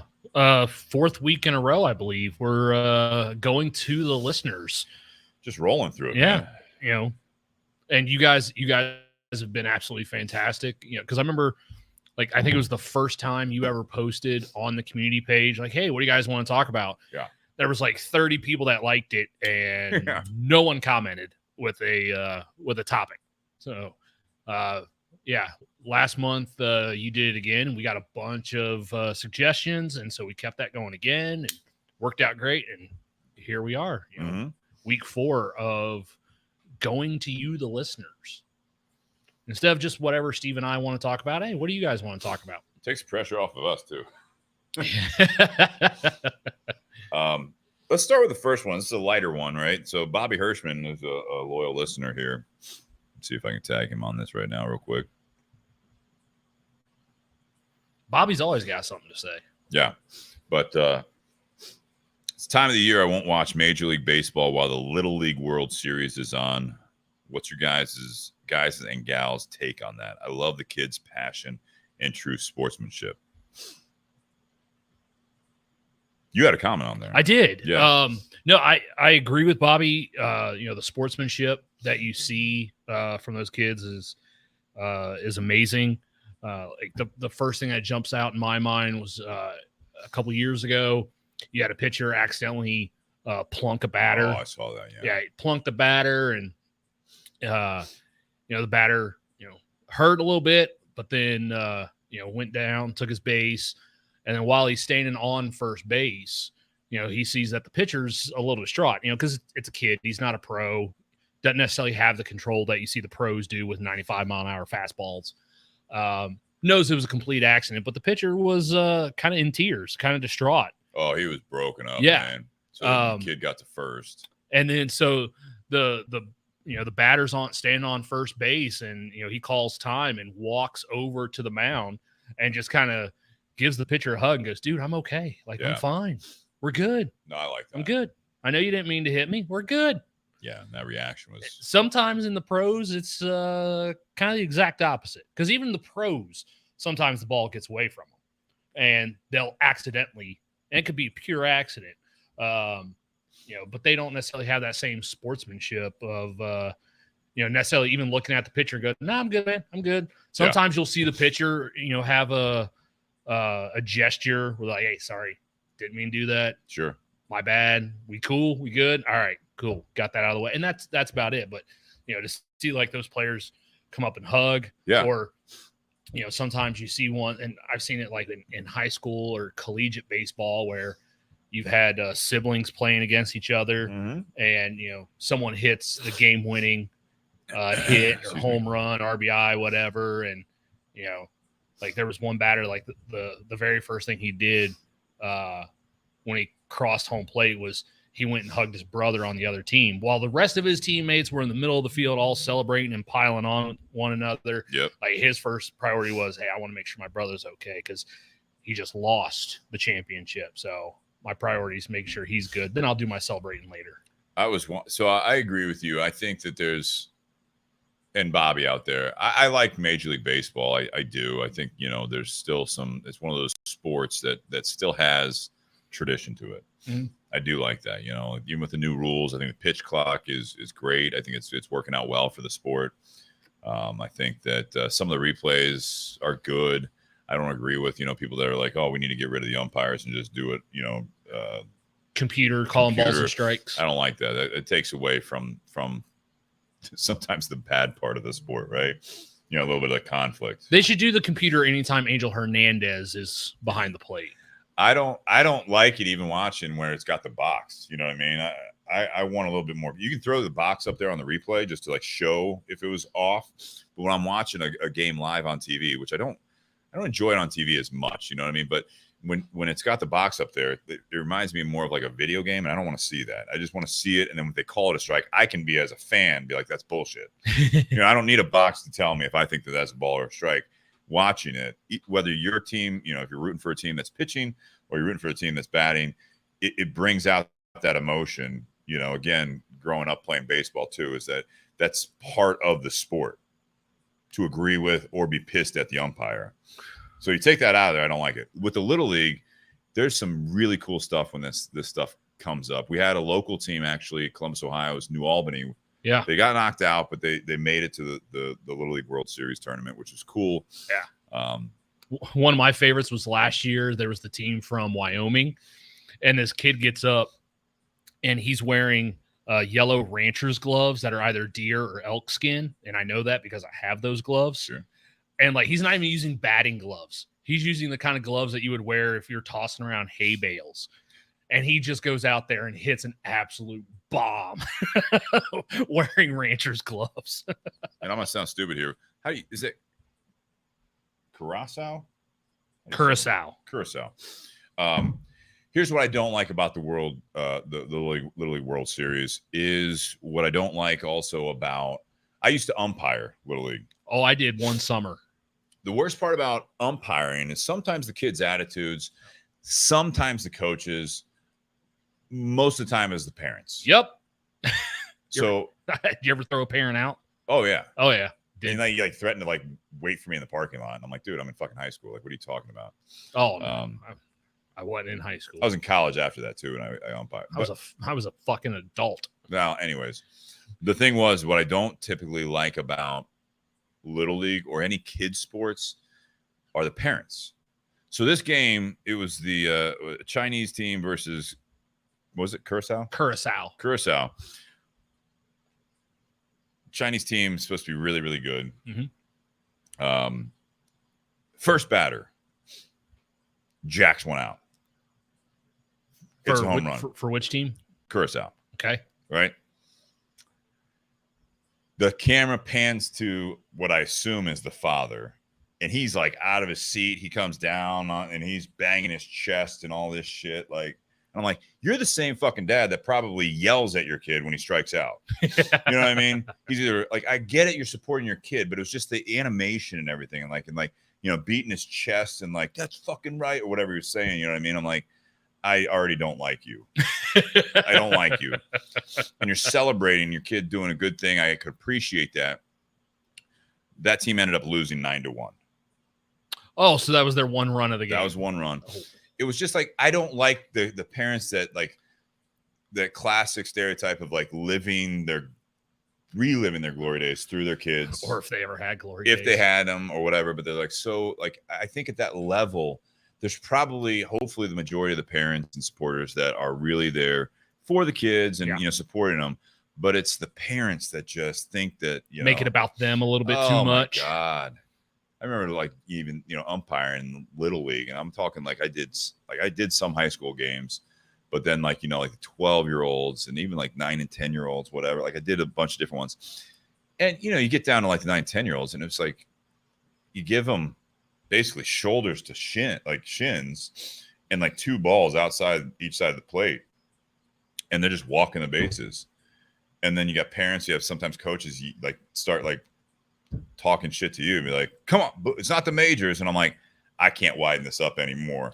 You need to be talking to your fucking pitcher. Yeah. Put someone else in there that can actually throw to the catcher. Yeah. Get it over like the plate. This is it's like a roll of the dice. You know what I mean? Blindfolded if this thing is going to even get to the catcher. Yeah. And it was just like, I don't like that part of it. You should be directing it towards your kids in a positive manner. And I think hopefully at that elite level, it is like that. But it's the parents, man.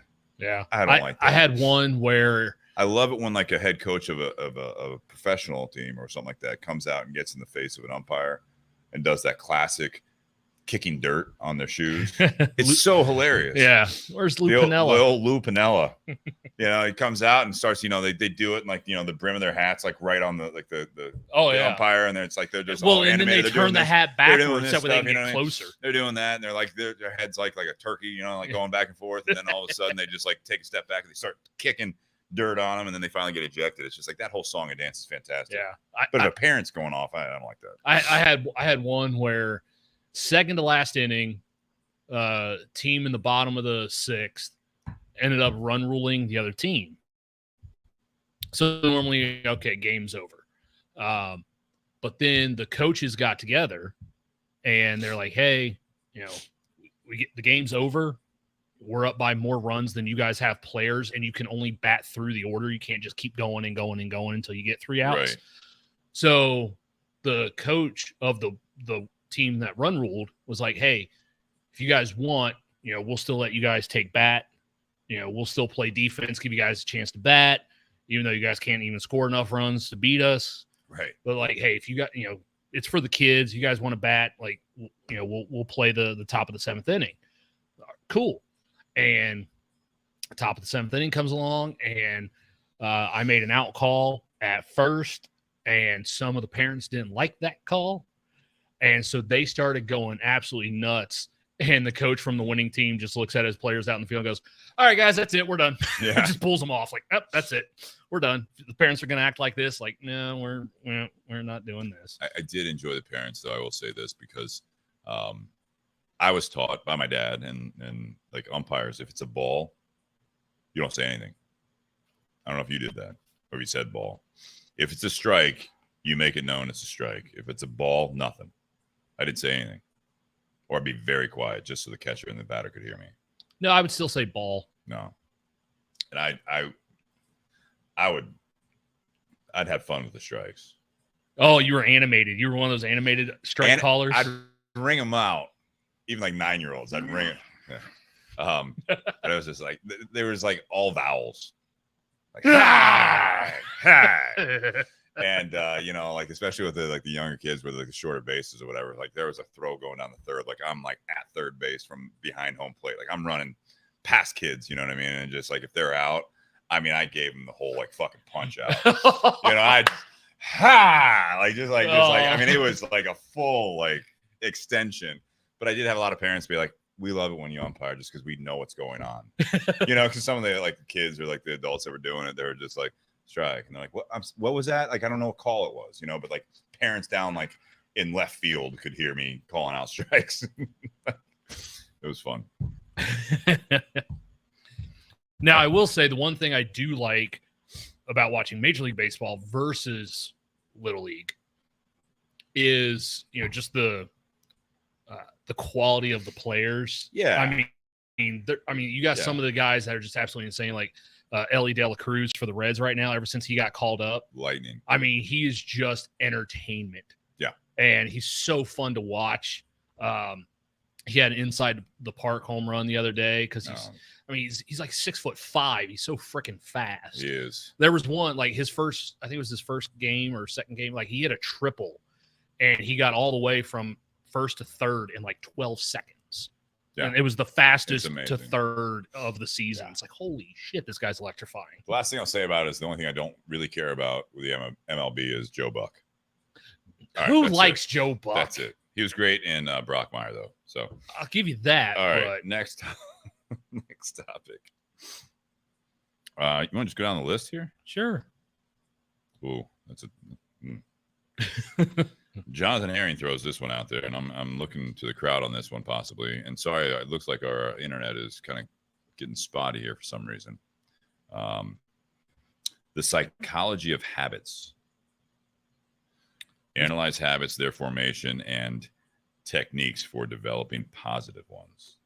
I think we touched on that, like as an actual a full topic before. Like it's one of those things where it takes so many weeks of doing something. 21 days. 21 days. From what people might disagree, but 21 days. 21 days of doing something consistently before it becomes a habit. Mm-hmm.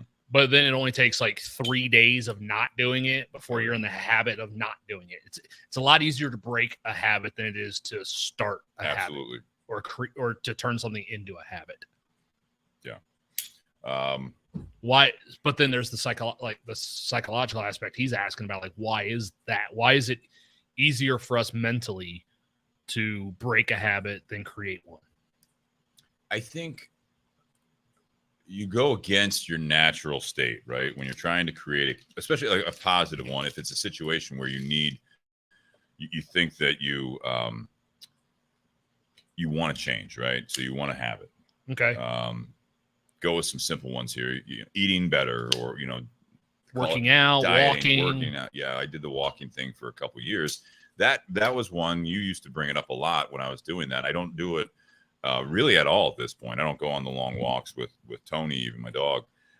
That was something that I needed some new habit to stretch my mind a little bit and get me in a better place. So it took a while to not even think about it. Get up, go walk, right? Mm-hmm. That was the thing. Like I had to force myself to do it. Once I got more comfortable again, and I had, well, I mean, again, I'm in a great relationship right now. So it's like the part of that is obviously the time is different, right? So again, time constraints sometimes will take away from that. It's easier sometimes to eat bad than it is to eat better. To actually make a meal or meal exercising, prep. Same thing, right? Exercising, you got to get to whatever it is, whether you're doing it at your house, you're going on walks, you're going to a gym. You have to fit that into a schedule. So that's part of the habit. You take that away, go back to your natural state. If it's not that, the time commitment's gone. Mm-hmm. The effort level is gone. Mm-hmm. It's easy, right? It's absolutely easy. Yeah. So, I mean, I think the psychology, and not being, I was a sociology major, but I'm not, I have a bachelor's degree, but it's not psychology. I took a couple courses. But I mean, as far as the techniques of developing positive ones, there's a lot of willpower there. Mm-hmm. Sometimes I think you need to be able to rely on. It's like going back to that. Like if you're going to do a diet, or if you're trying to eat better, you're trying to go on walks, you're trying to read books, right? Oh, I think there is part of it that you can rely on, like book clubs, right? You have book clubs, you have walking friends that you like, hey, let's go on walks every day, holding you accountable to that. Workout partners. For a lot of people, going to the gym by yourself, first of all, doing that takes willpower, and it gets you out of your comfort zone because you're going to a new place, all new people, you don't know anyone. It's easier if you have a support system. Oh, absolutely. So like if Nate, you and I were like, hey, let's both join a gym, and what times of what days can we go and work out together? that typically is easier to stick with if you're holding someone accountable. I've had workout partners, friends, and everything else over the years that I just assume they're going to fade away. Sadly, I've never been wrong with that. And so I work out alone. When I was going on walks, I was by myself. That's what I wanted to do. I think there is something valuable there with the support thing.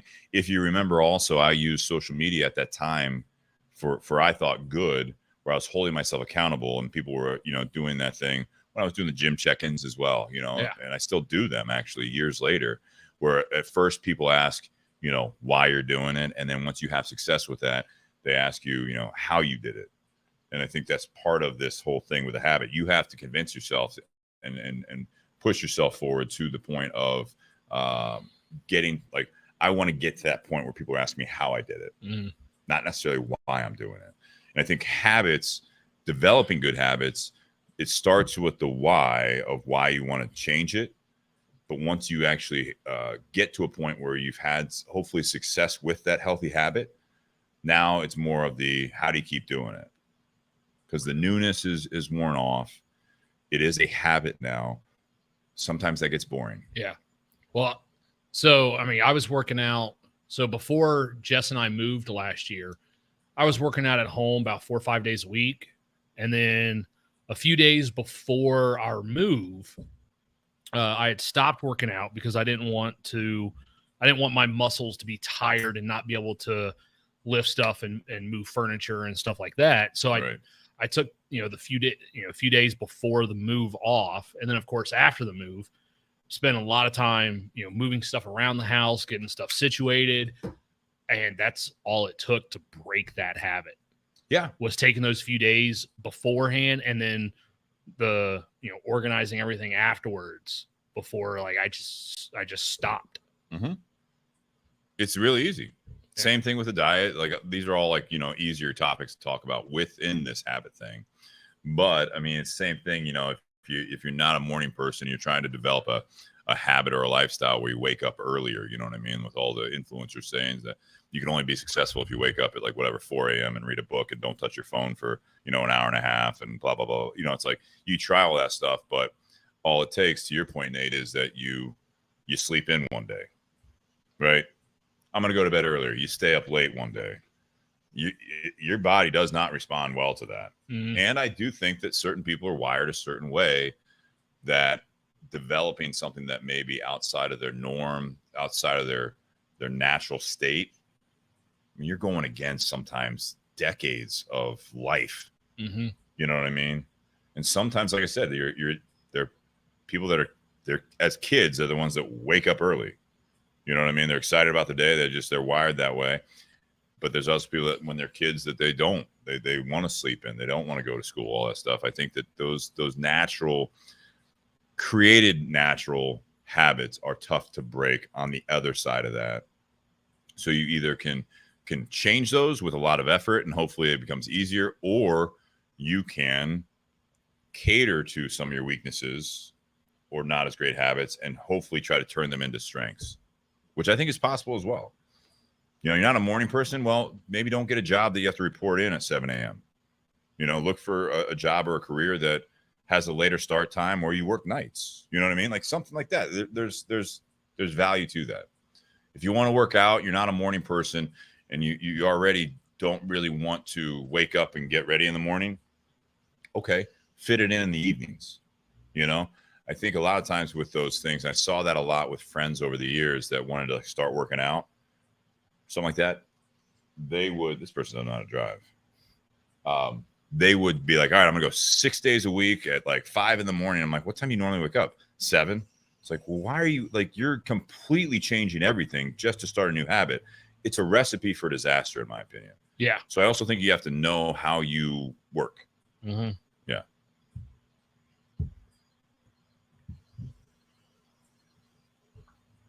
Jonathan says he used Chat GPT for the topics. Not sure what's going on with the internet there. All right, you want to go to the next one here? Yeah. Related, Jonathan again, time management techniques and productivity tools that have worked for you.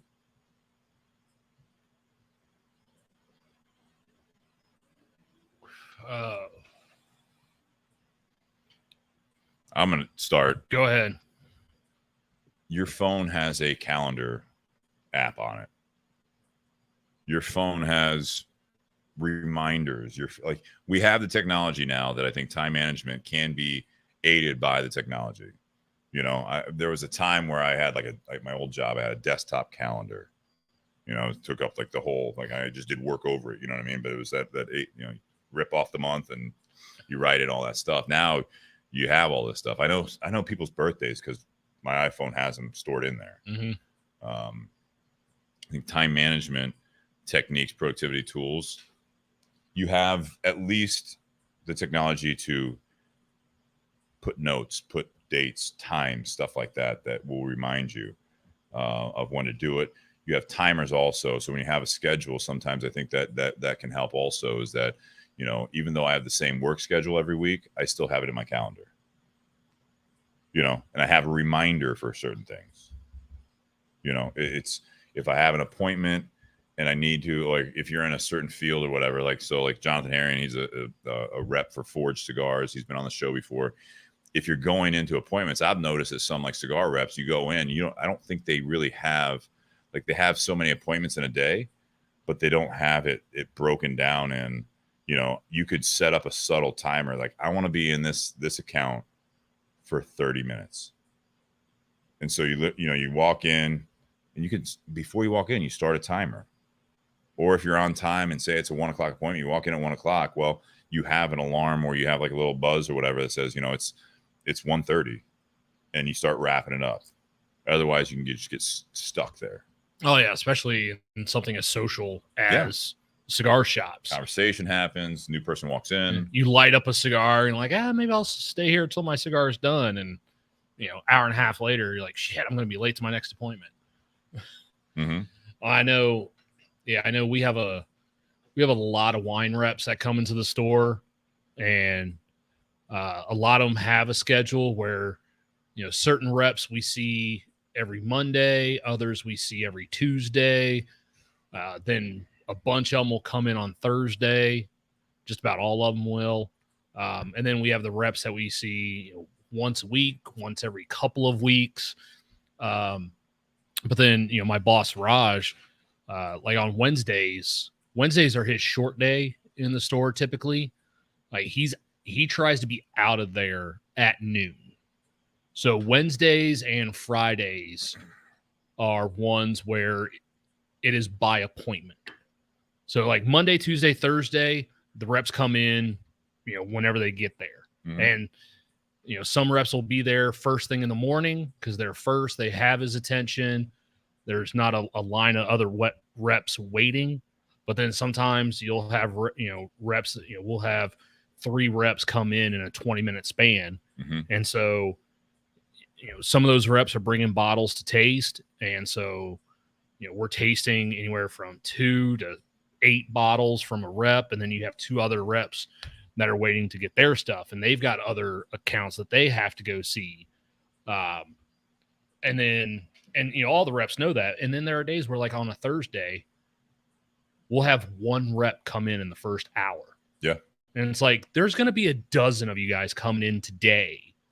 We have 1 in the first hour. Like, how much attention do you really think we're going to be able to give you if you come in? Would you rather be the first or be the 6th of a dozen? I'd rather be the first. Yeah. And one of the reasons, just from a retailer standpoint, from someone who's doing the buying, like if you're one of those earlier reps coming in, you go through, you're like, all right, this is what you have on the shelf. He's sitting there going, okay, let me get this many bottles of this many of this many of this. As that day goes on, now those reps that are coming in later in the day, my director is in the back of his mind. He's sitting there going, well, wait a minute. I just placed this big of an order with this rep, this big with this one, this, I've ordered a lot of fucking wine right now. These last few reps, I got to actually back off and not order as much. Yeah, budget's shot, man. Yeah. But we had 1 rep that left, and their biggest problem was they wouldn't even get up until like noon every day. And then they're just running around trying to, hit all these accounts. And, my boss he'll tell the reps, like, if you're not here by 4:00, I don't want to see you.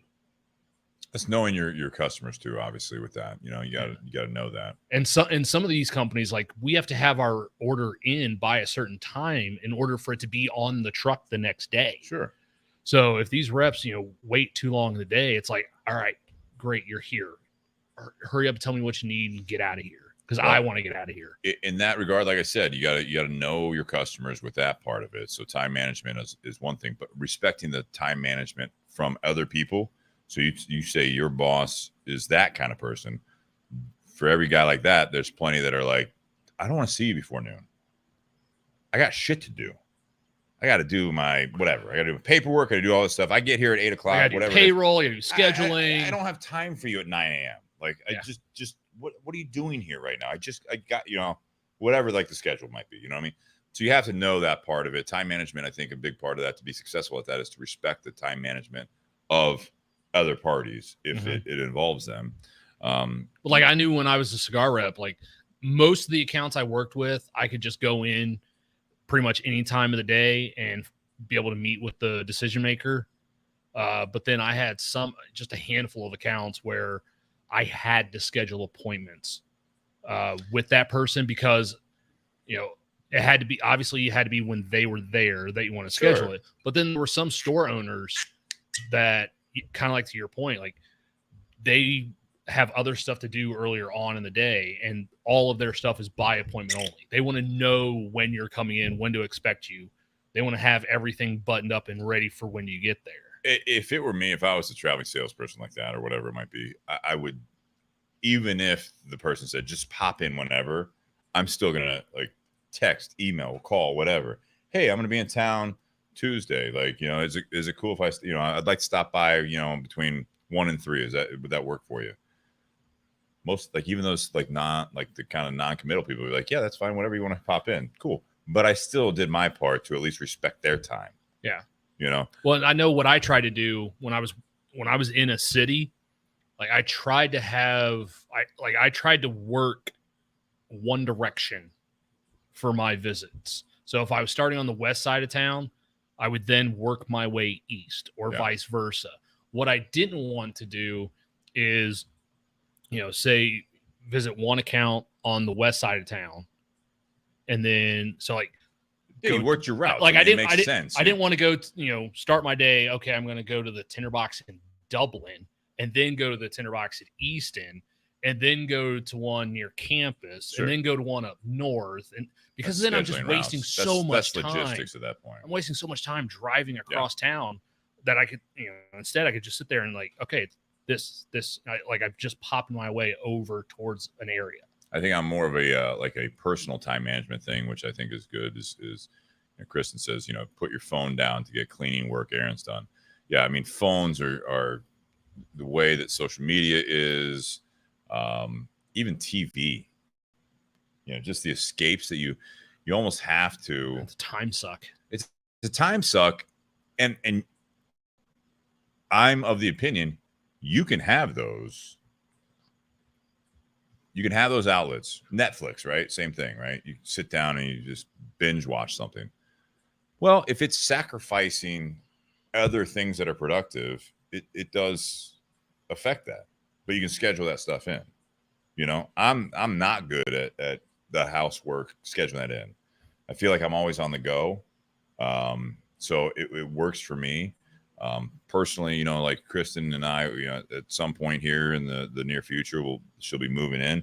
I'll have to get better at that, because now I'm respecting her time and I'm respecting her part of it. That's that other party in there that you have to respect that.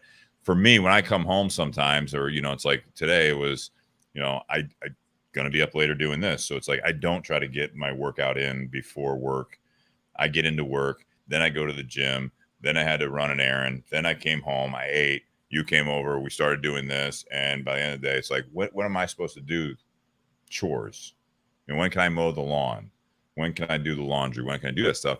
There are things that your everyday stuff gets in the way, but if you're just scrolling through social media, or you're binging on Netflix or Hulu or something like that, instead of getting that stuff done And especially if it's affecting your time management, if it's affecting someone else's, the other party, that's a problem. Like for you, with what you were saying with traveling and trying to hit appointments, you could hit 5 appointments logistically a lot more efficiently and quicker, and still have the quality time with those clients if you took the time to just map it out and not just fly by the seat of your pants. I don't know where I'm going to go today. I'll just figure it out. Like, oh, I'm at Tinder Box at Dublin on the west side of town. Oh, I'm at Tinder Box. Might as well hit the other Tinder Box. You know what I mean? And just popping in. Or you could days before. All right, what I'd like to do is I want to hit these five clients, and I'm going to hit boom, boom, boom. This is what I want. Now I'm going to reach out to all 5 of those clients and say, hey, I want to be there between this, whatever. Like you're like a fucking cable man. You know what I mean? I want to be there between does 10 and 12 work for you? And you send out all those messages and you go boom, boom, boom. One person says, no, actually this time would work better for me. Okay, now you're adjusting it. It's just, that's logistics. That's planning ahead and trying to, what Jonathan commented, you work around their schedule, but you have your own schedule. You don't just do it because but that's communication also. Yeah. You have to do that. Yeah. I also had, when I was a sales rep, I also had it listed like, all right, this week I'm going to be in this area. This week I'll be in this state. And then this week I'll be in this. Right. So I always had, like, I knew because of how much territory or how much volume I did in Chicago, I was going to be in Chicago every single month. Because of how spread out accounts were in, say, Michigan, I would go to Michigan every month, but I'd hit 2 different parts of Michigan. Like one, I would hit like the Detroit, Ann Arbor, that whole area. The next time I'd go and I'd hit the other parts of Michigan, which would only take about 3 days. Mm-hmm. So then I knew day 4, day 5, I can go back to some of those bigger accounts that I did more volume with. So that way I was hitting them on a regular basis, and then only hitting, certain areas, once every 6 weeks or once every 2 months, just based on the volume. But in between those visits, if it wasn't someone I was seeing on a regular basis, calling them up, texting them, seeing what they needed, just so that way they wouldn't forget about their other schedules. And again, I think appreciation for your time management goes hand in hand with the other people in your life or your business, their time management. And you have to be able to sometimes realize that other people don't have good time management, and you have to work around that as well. You had a topic on here, Nate. What do you do when people want help but don't like the help offered? What do you mean by that? Well, I mean, there's a couple personal examples I can give. One was a family member recently that's been going through some struggles. And it's primarily financial struggles with their partner that they're having. And so like this family member was calling up other family members trying to get money to help pay bills and stuff. First, they'd reached out to their father. But then when their father would actually help and put money in their account, that person's partner would take that money out of the account and go do something that should not have been a priority with it. Right. So it's like, okay, I'm giving you guys money, but that's not helping. That's actually hurting you guys. So it's like, okay, instead of doing this, instead of just giving you money, I'll tell you what, I'll just pay this bill. But then that other party's like, well, no, I don't want you to pay the bill. I want the money. It's like, well, the money's for the bills. It's like giving a bum money instead of a sandwich. I had that one time. There was a homeless person on the street. I watched a person offer them a sandwich, and that person got pissed off because they'd rather have the $6 that sandwich costed. It's like, well, then what do you want the $6 for? Like, here, obviously, I mean, you're living on the street, so here's someone helping provide you a meal. Like, that's what they could do. When I worked downtown, Jess had the idea. She made up these. She basically took like a gallon Ziploc bag, and she would put like wool socks, basic toiletries like deodorant and stuff in there, a few other things. I mean, to the point where it was hard to actually zip close this bag. And during the wintertime, like I would always keep one of those with me. And if I saw someone on the street, begging for money, like, hey, I don't have any money to offer you. Here's this bag that's got warm socks. It's got, a couple snack bars in it. And a lot of times they were thankful, but then every now and then you'd get one that was pissed off because like you're trying to help them, but that's not the kind of help they want. So then does it sour you wanting to help not just that person, but other people in the same situation? You can't let it. I mean, like, Bobby Hirschman says, walk away, you tried. I mean, that was, I remember the last time I was in Vegas, it was like you saw those like homeless signs all the time. The first time I saw it, I thought it was kind of funny. You know what I mean? It's like, I want beer. Why would I, like whatever. It was something like, let's cut through the shit. Like, I just want beer.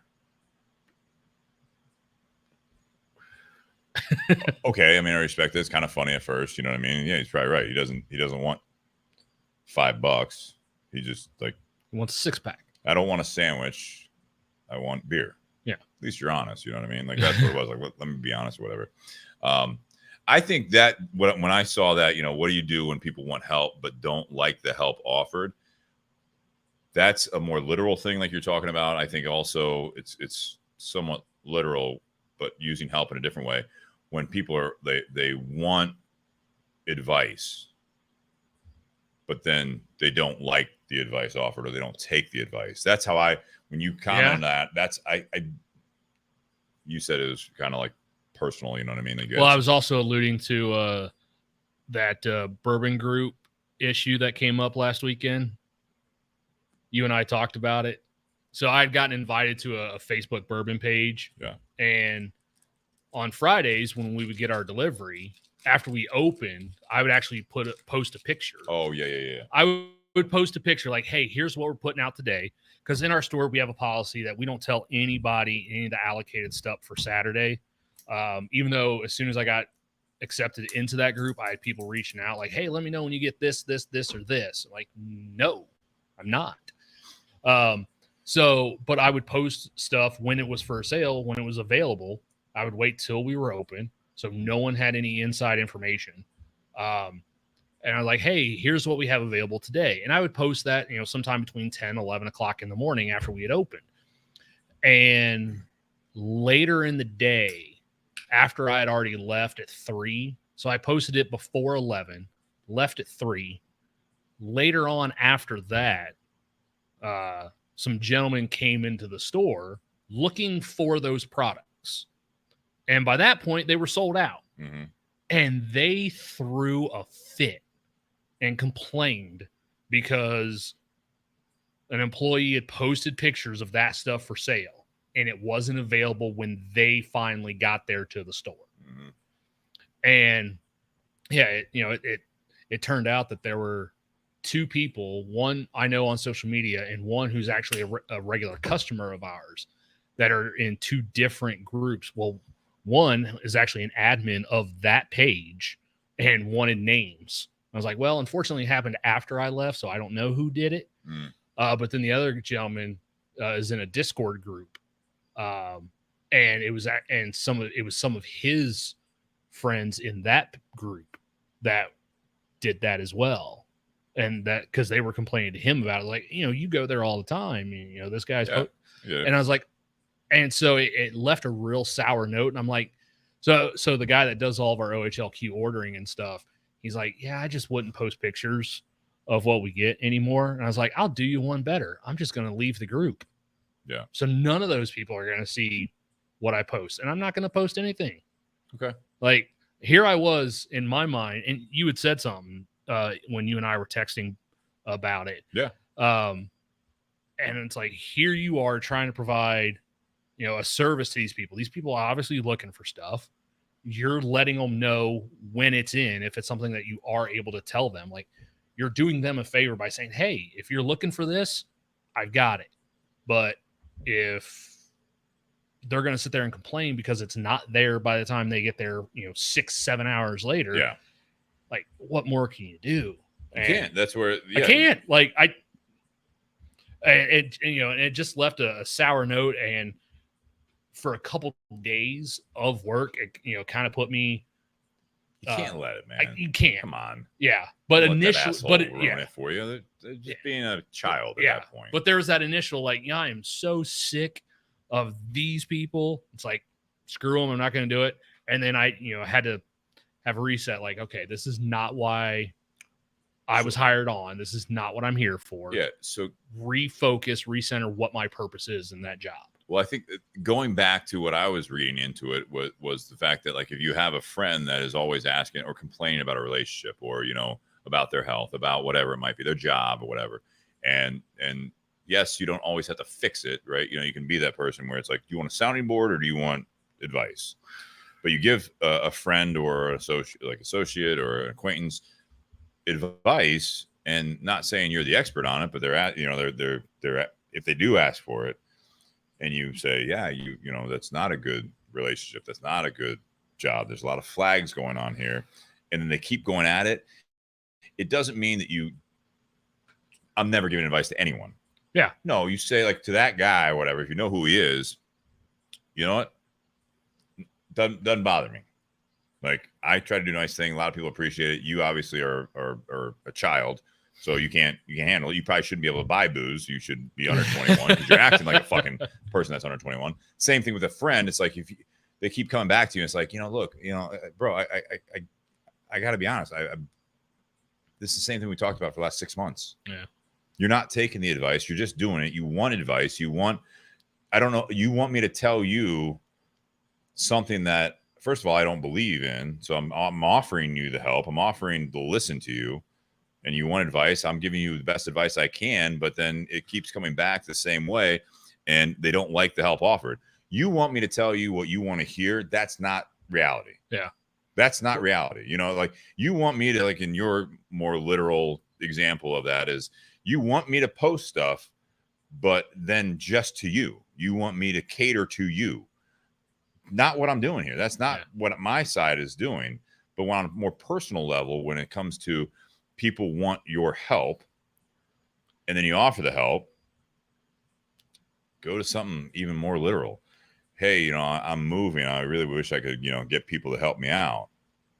It's like, well, my advice is that you might want to hire movers. Well, I don't want to pay movers. It's like, well, if not, you're going to be doing this by yourself, probably. Good luck. Yeah.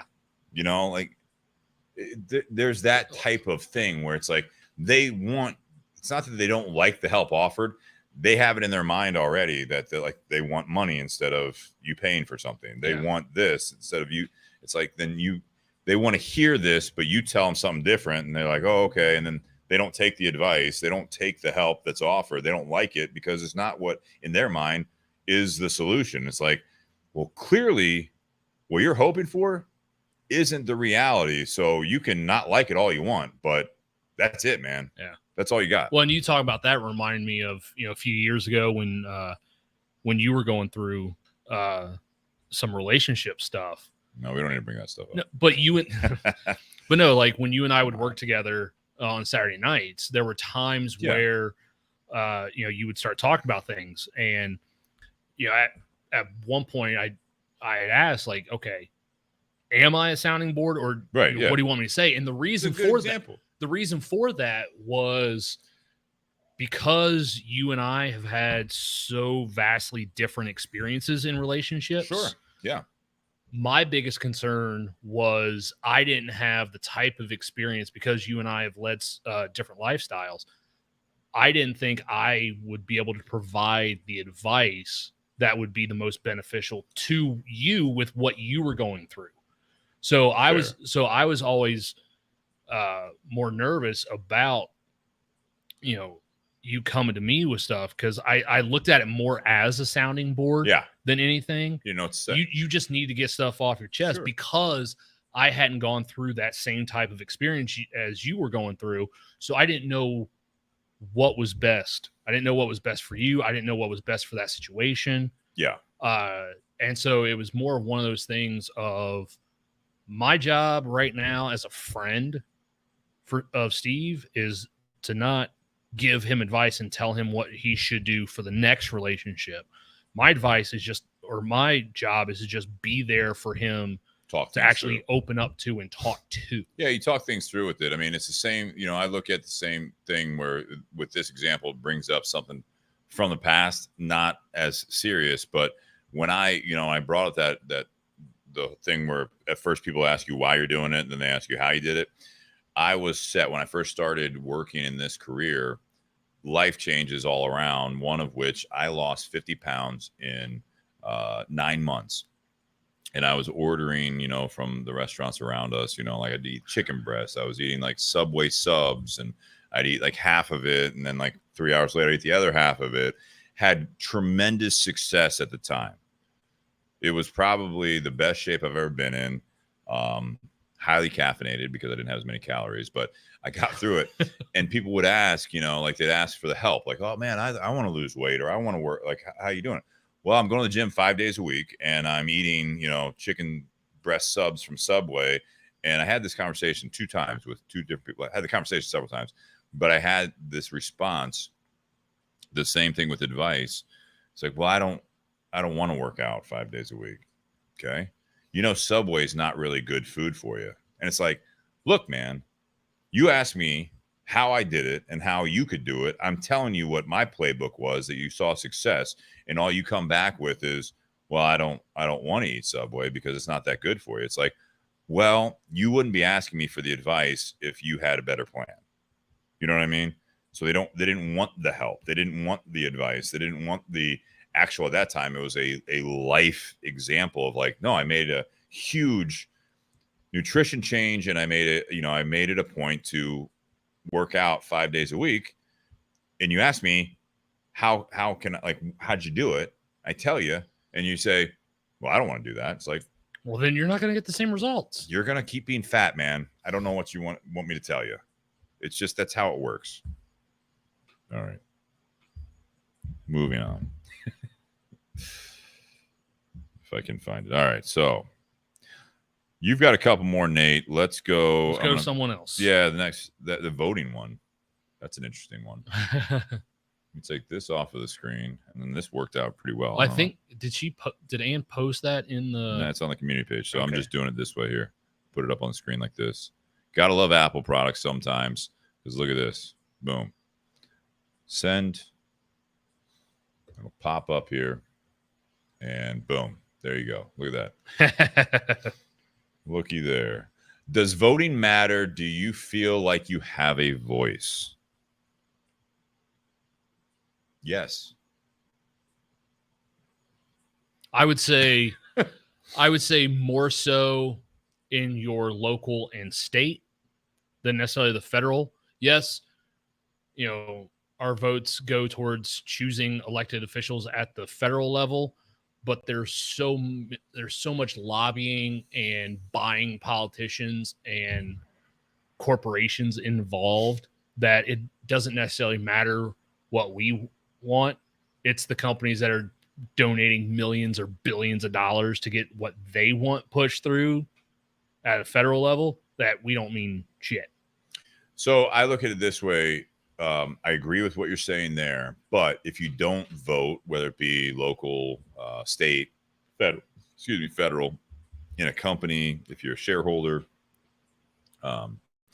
if you're a part of any organization, it can be just any organization. It's like, yes, your vote does matter. Yes, to your point, Nate, I think that they do have obviously more power on that, and they'll try to rig elections. They'll try to push people to vote, but the people that they're really pushing to make those votes, they're voting.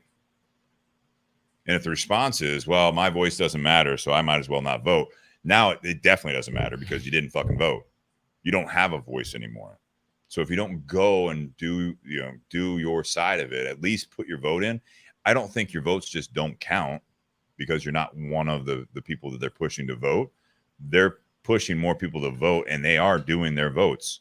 So if you disagree with something or agree with something, if you don't place your vote, if you don't make your voice heard, then that will in turn be absolutely accurate because you didn't actually do it.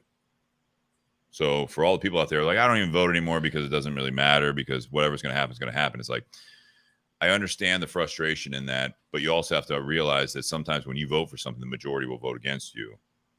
And if you are part of what you think the majority is, so it's going to happen anyways, but you don't do it, then you're upset that it didn't go your way. I don't want to hear from you. I don't want to hear your complaint. It was the same thing. Let's say old hot topic here. We're losing some listeners here, so maybe we'll see where this goes. But it was the when Colin Kaepernick was doing the kneeling and all that stuff, you could agree or disagree with what he was doing. When he came out and stated publicly that he didn't even vote in the last election, I said, well, go fuck yourself. Don't make this whole display and all this stuff and have a cause that you believe in. But then when it comes to actually voting, you publicly say that you didn't vote. The fuck is that? You're too good for it? Like, what was that? Like, you didn't do your part. So I think that your voting does matter. I think that your voice can be heard, but you are up against other factors, as you were talking about. I think that there are some big powers that be that control a lot of things, but they're almost counting on you to have that mentality of like, why would I even vote? The majority is going to support what I support, or the majority is going to support something I don't support. It's like, well, did you vote? No. Why would I? Come on, man. If you didn't vote, then I don't want to hear your complaints. If you voted and then you complain about it, then that means something different. But if you don't vote, if you don't make your voice heard, that's the thing. Do you feel like you have a voice? Ann asked this question. I think you do have a voice, but if you don't vote, then you're not doing your part to make your voice heard. I'm not saying you have to go campaign or protest or whatever it is, but at the very least, yes, go vote, do your thing. Again, small, like bourbon groups or whatever. If they have a vote and you don't vote on it and then you complain about the results, it's like, you didn't do your part. So I don't want to hear it. Yeah. Do you agree? Disagree? Yeah, I agree. I mean, because a lot of people have that opinion. And then they don't vote. Like, oh, so-and-so is going to win, or this movement because, like an HOA or something. It's like, Sally is the neighbor that's nosy and she's just going to get her way. And it's like, well, did you actually go to the HOA meeting and vote? No, why would I? It's like, say it out loud one more time. See if it hits your ears. That's the way I look at it. Yeah.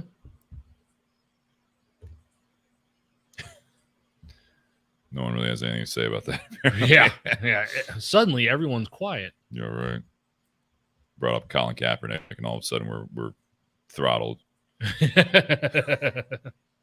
Sorry, Zuckerberg. Oh, there you go. There's Mike Dieter there. Still enjoying that bottle that you donated, Mike. Yeah.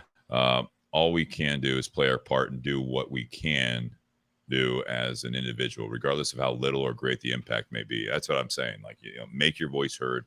If you want a bigger voice, then yes, go out and campaign, go out and be a part of that, or make your voice known a little bit more. But if you don't do the very little part of it, then yeah, your voice will never be heard because you didn't put it out there. I forget what country it is, but there's one country that every year there's a vote on who the worst politician was that year, and they then survey. They then put them in a cage and dunk them in the local river. I was going to say something. I'm not going to say it. I think that's a great idea. I think that's at least a start. That would be interesting before a presidential election. Well, I think it was more, like what would be equated to like our Congress. Sure. Let's see. Go back to one of yours here.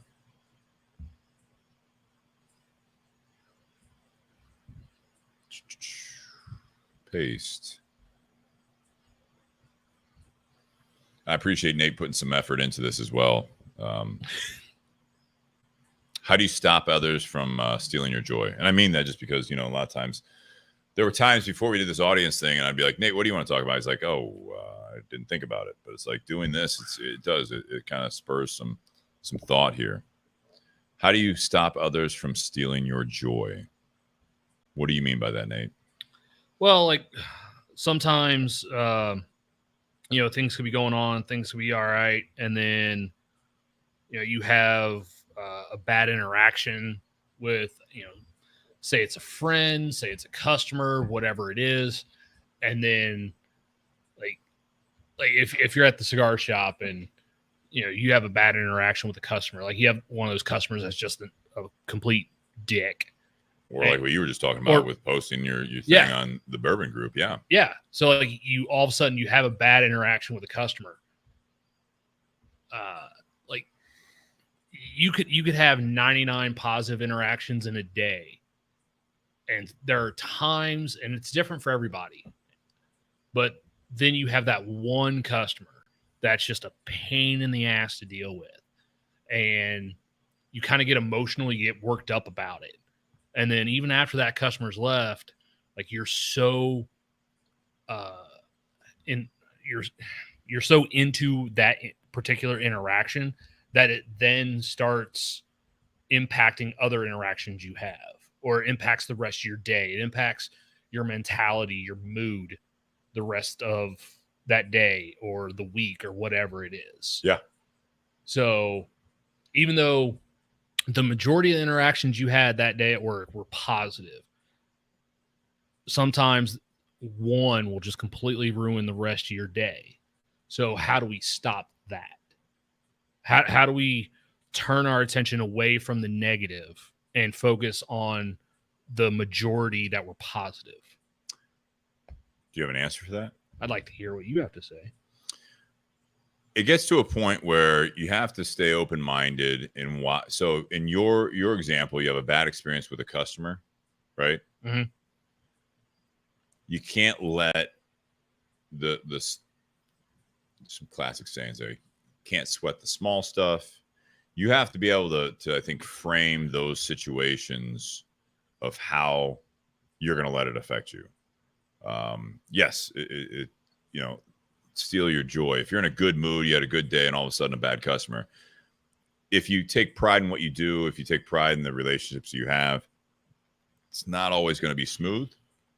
So if something comes up like that, I guess the best thing I can say is that you kind of have your own guidelines on how that affects you.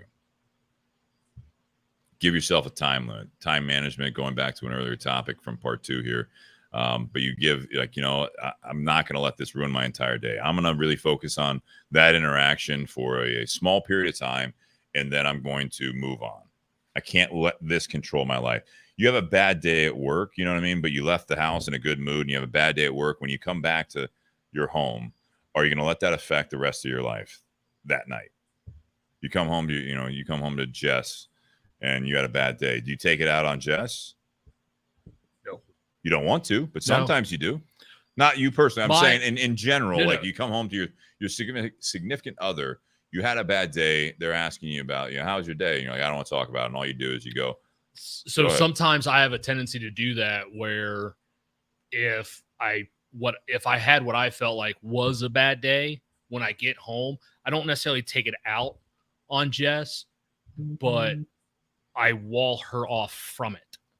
Like I keep that internally. I bottle that up inside. I don't want to talk about it, even though that's the person who's got my back 100 times out of 100. Sure. Like, because I know that was a bad experience, I don't want her to suffer with me. I'd rather suffer in solitude. Yeah. Which is worse, probably. I actually threw up a couple things that she had texted me regarding this. One is reminding yourself that on the screen here. Yeah, reminding yourself that they don't dictate your response. You are in control of your response. They can't steal what you're responsible for. Yeah. And then also, how many positive reactions and interactions did you have? Why are you allowing one bad one to ruin your day? It's natural to do that, to focus on that, because it did. I mean, it ruined your momentum, right? So you had, like you said, the joy. I'll put it back here. How do you stop others from stealing your joy? You had something positive going, and then you have a hurdle like that. It's easy to trip up on that, and then you start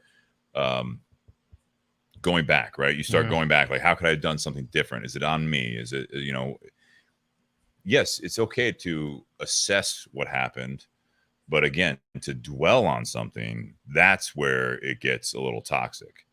That's where you let that person it's not just shrugging it off and say, fuck that guy, or whatever this is, Learn that situation. It's like, yeah, you can say fuck that guy, but you can also be like, well, what could I have done anything differently? Maybe. Yeah, maybe I didn't respond as well as I should have. Learn from it, like you said.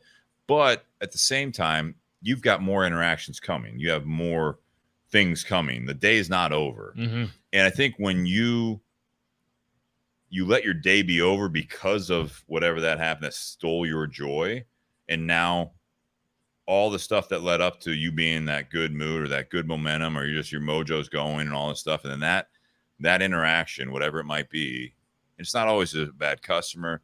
You could be, everything went well. You had a killer sales day. You had a good day. You had a good conversation with a client. You had a good workout or whatever. And then you walk in, you're in a good mood. And all of a sudden, people you work with or work for, your boss is in a bad mood. You have to almost take a step back and say, all right, so what is the problem here? I'm in a good mood. I walk in and then my boss is in a bad mood or starts nitpicking something and all that stuff. And it's like, it throws you off because you're not on the same wavelength as that person. They might have had a shit day. So by the time a customer walks into your store on that and you've had a killer day, you made great sales, like everyone's in a good mood, your boss is happy, and this customer comes in and it's got a lot of internal issues. You know what I mean? He just came from his therapist, just, got in a fight with his wife, lost his job. That's why Jess reminded stubbed me. his fucking toe walking in the door. You know what I mean? He's in pain, and you're like, do you have this? And it's like, no, sorry, we just sold out. God damn it. You guys you never have what I want. And you're like, I'm sorry. Is there anything else you do? No, I wanted that. You don't have it. The dude literally like tripped walking, into the store. Whatever it might, it's something so small, or it could be something big. It's like their issues are now being projected. They could just be an asshole, but a lot of times it's like something else is going on that has nothing to do with you. And just the way that that interaction aligned, now all of a sudden you're taking the brunt of everything else. Yeah. Because all the shit that they walked into that situation, or say you're talking to your boss, and everything went really well today. Sales were great. The client was happy, whatever it might be. You sold fucking 10 cars that day on the lot. And they're like, yeah, you could have sold 11. Remember that customer walked out on you? It's like, what? You can't be happy for me? This is a great day. Well, this is what you could work on. And you take it as a personal attack. It's not. Yeah. You have to have that mindset that it's not a personal attack. Yeah. That's why Jess also texted me two other things. One I put up there. One is hurt people. Yeah. And then the other one is some people are just dicks. Like some people are just like that's that. For sure. I mean, you can't change how they are. They're just going to be miserable and however they are. And read that one. We lose joy when we allow circumstances to take it away. When we value our inner peace more than the circumstances around us, we become more accepting of the things out of our control. That's from Mike. I think we're all kind of saying the same thing here. And you talk it out, in a group like this, or just to yourself or to someone that's important, whether it be a spouse, significant other, friend, whatever. Sometimes it is a boss or an associate, in your workplace. Hell, it could be a stranger. It's one of those things, you ask, hey, how you doing today? Well, been a shit morning. Oh, we have this lady that comes in the Tinder Box, and she's Ukraine. I know who you're talking about. And a lot of times she's in a good mood, and then it's like, how you doing? She buys cigarettes, and she's like in tears because something that was going on, she heard about her family, you know what I mean? It's like, more or less, I'm a stranger to her. But we have that kind of daily interaction. So sometimes you can, and I don't advise it that you unload on that person in your life, but sometimes you have to be able to react to that as well. And, when that happens, it's you just, yeah, I'm sorry to hear that. I hope it gets better. It's all they need sometimes. Yeah. And sometimes, someone else's bad experience and they don't direct it at you, but you're having a good day. And then you feel empathetic for that person. And you're like, man, that really, and it sticks with you all day. And all of a sudden you're in a bad mood because that person's having a bad day because you're that empathetic to them. Again, time limits. You got to focus back on what your next interaction is. Because sometimes that interaction, they're not directing at you, but now you let that impact the way you interact with everyone else or every other situation that day. If the time limit's not right, it affects your interactions for a week. Some people just get stuck. The bad literally just cripples them. Mm-hmm. And it's like, don't let them steal your joy forever. Like, yeah. Things will stick with you, but come on, man. Like there's so much more out there. Yeah. Let's see. What else do we have here? Nate, you had some fire ones here, man. We got a couple more. If anyone else has anything else they want to throw, a couple of these I thought of on the drive over to Steve's house, and that's what it works. But I wasn't going to post them while I'm driving, obviously. And then I get here and I'm like, shit, I forget what it was. You need to just note them down. Hey, Siri. Write that down. Yeah. No, don't. I'm not trying to do that. Talk to Siri as you're driving, and then you can just say topic ideas. Assuming positive intent. What do you mean by that? So that was actually, one of the few positive things that I took out of my corporate gig that I had, that I've seen not necessarily applied all the time where I'm at now, not just in my department, but just as a whole. Sometimes if someone comes up to us and is upset about something or takes something the wrong way, sometimes if I say something just to be funny, but the other person takes it a negative way, like they're assuming negative intent on what I said. They assume I was trying to be an ass when I wasn't. Or if you make a mistake, an honest mistake, and someone comes down on you, like, what the hell are you doing? Do you not know? It's like, wait a minute. I wasn't trying to screw you over.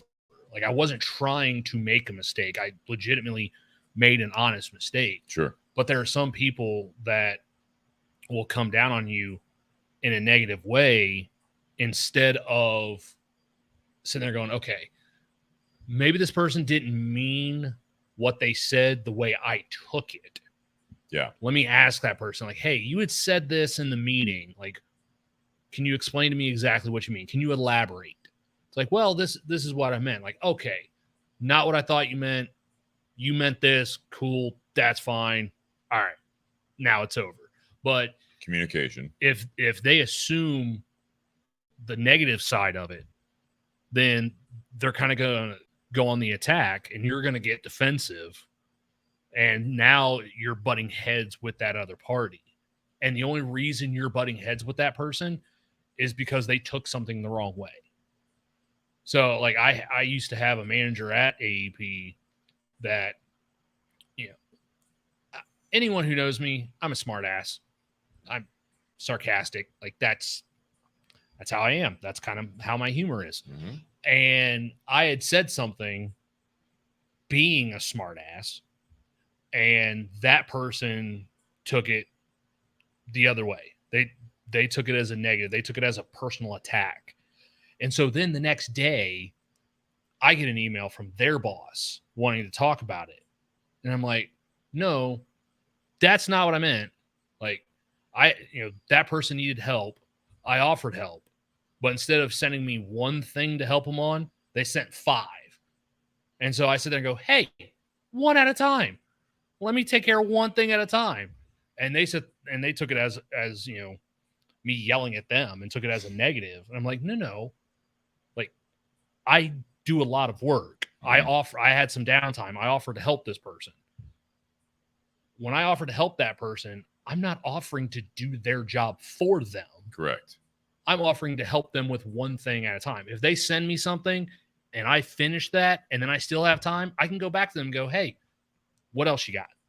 But if they just sit there and unload their entire inbox on me, it's like, well, no. If I get other shit that comes in my inbox for the people I do support, like that takes priority. So if their stuff comes in while I'm working on one of your things, I'll finish your thing. But if you sit there and send me 5 things and I'm done with 2, and then I get something from my main rep, like I'm not going to do those other 3 things. I'm going to break off and do what I'm supposed to do because that's who I'm responsible for. Okay. But they sat there and completely took it the wrong way, and I had to explain myself to their boss. And I'm like, no, I wasn't being a dick. I wasn't yelling at them. I was just like, just slow down. Like, let me do this. But that person completely took it the wrong way. And how did that turn out? Well, I mean, I lasted longer in that company than they did. Oh, there you go. But I also didn't get promoted because of stuff like that. Again, one of the reasons I left. Yeah, I think, you hit it already. You answered your own kind of topic there. Assuming, obviously, they always say that saying, but, it's like assuming positive intent. You can't assume anything. And I think that's where you have to over communicate sometimes, Well, and I think that would be the lesson learned from what I just heard from you is you had a response to that. They took it a certain way. Previous topic, they could have been in a negative state of mind. So they thought you were being a dick about it. And it's like, well, maybe next time if that would have happened, again, bad interaction where you can't let it ruin your joy, like steal your joy. It's one of those things. It's like, no, I one thing at a time. Let's and now next time that happens, you tackle it a different way. You kind of unpack that a little bit more, where you say, all right, hey, slow down, like one thing at a time. We'll get to all that stuff, but I can only help you out one thing at a time. You just unloaded 5 things on me. You tell me what's the priority. Which one of these 5 things do you want me to help you out with first? And then we'll tackle this. But it might take a little bit of time because I also have to do my job. Mm-hmm. It's communicating in that way. The thing that struck me the most about that is that whole idea of assume positive intent. That was part of it was a program called Power Up and Lead that every employee in the company had to go through. So this was something that every person and every manager had gone through this whole deal. And that was one of the big things that they harped on during that training. What? Assuming positive intent. So when sounds like corporate jargon. Yeah, so when I go through, when I have that situation come up and my manager is the one not assuming positive intent, I'm like, right. Well, wait a minute. You went through the same training as I did. Like, this stuck with me. It didn't stick with you, but now you're like, you think I'm intentionally coming at you and trying to be an ass? Like, what part of that didn't you catch, or would you sleep? Just because everyone went through the same training doesn't mean everyone was paying attention. And that's why I said it's, not corporate jargon or bullshit, but it's like, they do something like that with, again, assuming positive intent and them talking about assuming positive intent. Not everyone takes it that way. They listen, they sit down, they go through the slides, or if it's a Zoom or whatever, like a webinar or whatever. It's like they do that. It's like, that's not actually impacting all employees just because they went through that. This was something that we went through in groups of like 30 people at a time at corporate headquarters. And it took all day. And you got something from it because you're assuming positive intent where other people are there just because they have to be there that day. The company's requirement to go through that training. Okay. I'll get paid to sit in this fucking webinar or whatever it is. 30 people in the, you want to pay me to do this and not my job? I got to do it. I'll be there. That's it. Besides that, lights are out, man. Mm-hmm. Yeah. You can't train someone on that. I was going to take it from a different angle real quick, assuming positive intent. I you can't always do that. I don't think you can. You hope for it. You hope that people have the best interest in mind. You know what I mean? But sadly, time and time again, I think that you see the other side of that is that where you think people will come in with a positive attitude or they mean the best, they don't. As you said, people can suck. People can be assholes. I mean, it's not the case. And sometimes you try and give them the benefit of the doubt, and then you don't take it as seriously, and then they take it seriously. You're like, I was kidding. I sorry I didn't take it as serious as you. I mean, you have identity behind this problem where I don't. You know what I mean? Because I'm not you. I look at what you just brought to me. I thought it was supposed to be constructive, and all you want to do is complain. Sometimes it's like you try to fix a problem in a business or in a career side of things, or we've talked about it before on the show. Your significant other comes to you with a problem, you try to fix it, and your positive intent is to try to help you fix this, and the other party is just like, you always do that. Do what? You just try to tell me what to do. It's like, well, I thought we were having a brainstorm session. You wanted some input here. And because you're assuming that they want to fix the problem, it's like, no, they just want to have the problem. Yeah. Right? I mean, that's some people love their misery. That's reality TV has ruined us all. Dwell in the sorrow because it can trigger or can fire off some certain emotions, and very, very kind of impactful, and it makes you feel things, and it's like, well, let's get past that and let's have some joy there. Going back to your thing about stealing joy, it's like, how do we get you back, or how do we get it past this? They just want to, not even want to, they're in that mode of, no, I'm in the sorrow part, I'm in the sad part, I'm in the mad part, I'm in the negative. And you're like, I'm assuming you want to get back to good, right? Not right now.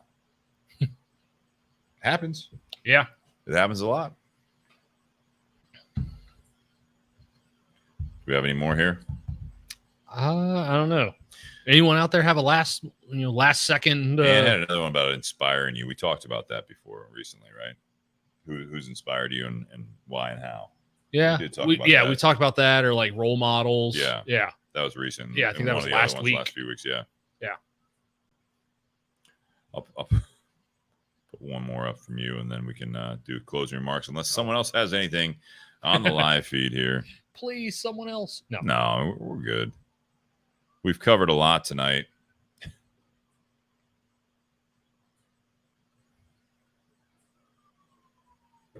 There you go, Nate. Oh.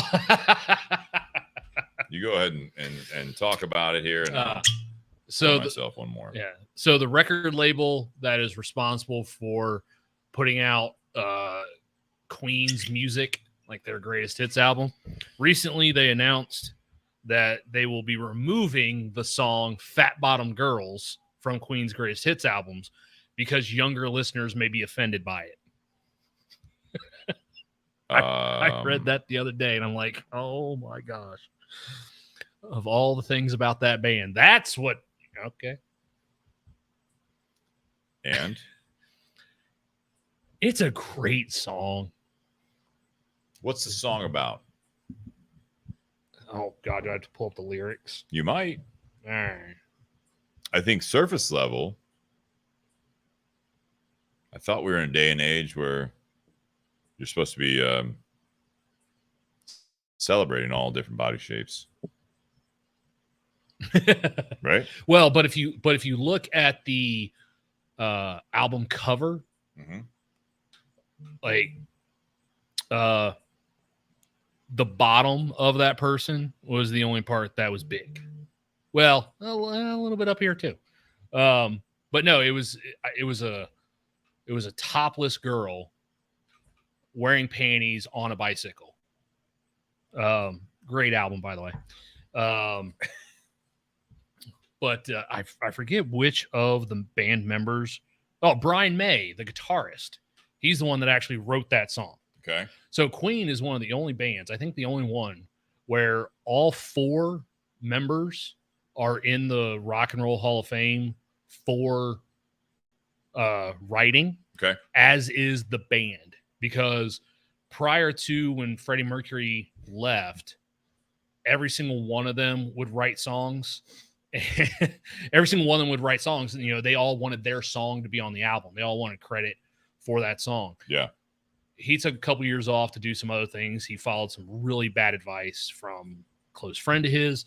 When he came back to the band, one of the ideas was, from now on, it's no longer, Brian May wrote this song, or Taylor wrote this song, or Freddie wrote this song. Queen wrote this song. Queen Yeah. wrote I saw where the you're song. going with that. Sorry. Yeah. So instead of individual credit, it became band credit for the songs. Not how royalties work. True. Yeah.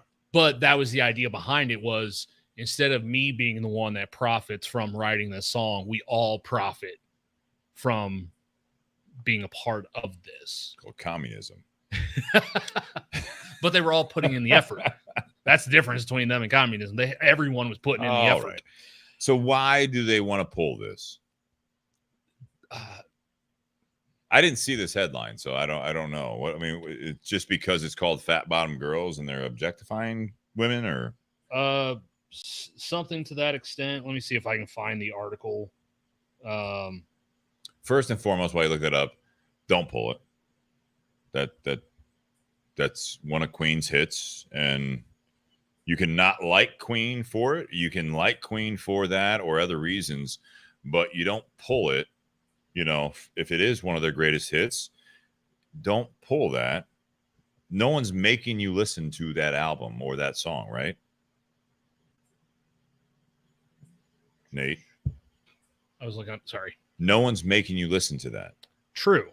So if you are a Queen fan or whatever it might be, and you listen to that, and all of a sudden you're, as you said, might be offended, it's like, then that's it. You don't support Queen. Yeah. You don't buy the album. No one buys albums anyways at this point. Yeah. Yeah. Brian May, his second greatest accomplishment is achieving a PhD in astrophysics and putting a rover on another planet. And he likes fat bottom girls. Apparently the band also agreed. The remaining members of the band agreed to it. Agreed to what? To remove the song.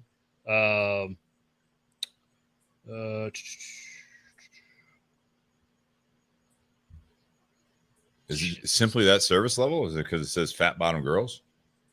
And yeah. It's objectifying women? Yeah. How many other songs are we going to take off the albums or the air because you objectify something? So one of my favorite examples of that was recently there was a stand-up comedian, part of his routine. It was when there was that big push to remove Baby It's Cold Outside from the radio waves. Yeah, absolutely. Part of his stand-up routine is he would read a couple lines from Baby It's Cold Outside, and then would read a couple lines from what was at that time the #1 song on the Billboard charts. Wow. Yep. Yeah, I remember.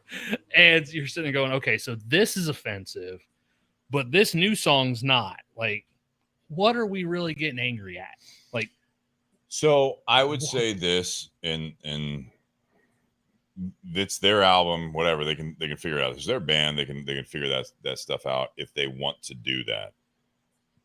My response is that music is obviously a form of expression, all for the whole free speech thing. If that offends you, don't listen to Queen, and you can hurt them in that way, right? I'm not saying cancel culture is a good thing, but it's like, you personally, if you don't support that, you don't like the lyrics of a song, you don't have to go out and cancel it. That's it. Don't come to me and say like, oh, they're projecting something where it's like, we need to, if you don't have a quote fat bottom, people won't like you, men won't like you. It's like, it's not that serious. Everyone's into different things, man. Yeah. That's it. Yeah. Are we going to start going back and removing 90s rap songs from the radio too? No, I'm not going to go down this rabbit hole because this could go a long time here. But I mean, even more recently, it's like, you know, like the whole Lizzo thing, right? We talk about music, and it was all about like, you know, celebrating being bigger and all this stuff. And we talked about that. I'm not going to go down that rabbit hole, not doing it. But it's like, it depends on, I'll give a very literal example. Next to the gym, I'm not going to the gym as much anymore, but that Fit 1-4, right now, the space next door went vacant for a while. It was like, you know, it went to like 3 different things. Nothing could really make it. The name of the company right now, it's a bakery. Fat Girl Bakery. Literally the name of the company. And there are people going in and out of there, right? Fat Girl Bakery. The only way I can see this being more just absolutely ironic is if 2 white middle-aged males or 1 white middle-aged male own Fat Girl Bakery, and people would be up in arms. Oh God, yes. Oh my God, this would be probably national news. I don't know who owns it. I would think the only way this can succeed is if there is we'll go off of this based on BMI, which Plus I think size. is bullshit. There are people that fit the description that own the bakery, and they're celebrating that. But when someone that's not that saying kind of similar, Fat Girl Bakery, and you find out that it's some like old white dude or just some old dude. Sorry to bring that into it, but it's like this world we live in. Some old dude owns Fat Girl Bakery and is just making money after like registers just ringing. And then they realize that it's like, oh my God, you're not a fat girl. You're talking down to us. It's like, but you like the shit that I'm selling, right? You know, I don't understand it. That's where I look at this stuff, is that you don't cancel it because of that. If you don't like it, don't go there. It's not a new cause. This is not the cause that's going to show up on Instagram stories because this is a hot topic. Fat Bottom Girls is a song that's been out for a long time. No matter what the song is, if it just came out yesterday, you don't like it, don't listen to it. You don't need to cancel someone because of something like that, because you don't agree with who wrote what or where their angle is. You just don't do it. I don't think that you don't have any right to do it. But the fact that the band is actually, it had to do with that particular label. Disney own it? No, it's a label called Yodo that apparently does some other stuff that is the makers of an audio device for children without a screen that plays audiobooks, music, radio, and podcasts. This is a rabbit hole we do not need to go down. Yeah, so they removed that song from the greatest hits if you were to go through their channel to listen to it. It's like when Joe Rogan went to Spotify, got that huge contract, and all of a sudden Spotify employees were like, they need to remove certain episodes from Spotify because it's offensive. I think Spotify stood up for it and was like, nope, you can quit. Yeah, they did. That's it. Yeah. You don't agree with it? Nope, business decision. Yeah. This person is going to actually pay for your food because they're on Spotify now. We paid him. Now people are going to listen to it. We pay you. Yeah. You don't agree with that? Go somewhere else. Yeah. The company brought him on, and it's making the company a lot of money, which is also then paying employees. So it's like, hey, this guy, yeah, you may not like what this guy says, but he's fucking paying your salary. More importantly, it's not that you don't like it. You don't agree with it. That's fine. Then you make life decisions because of it. Queen keeps this Fat Bottom Girls song on there.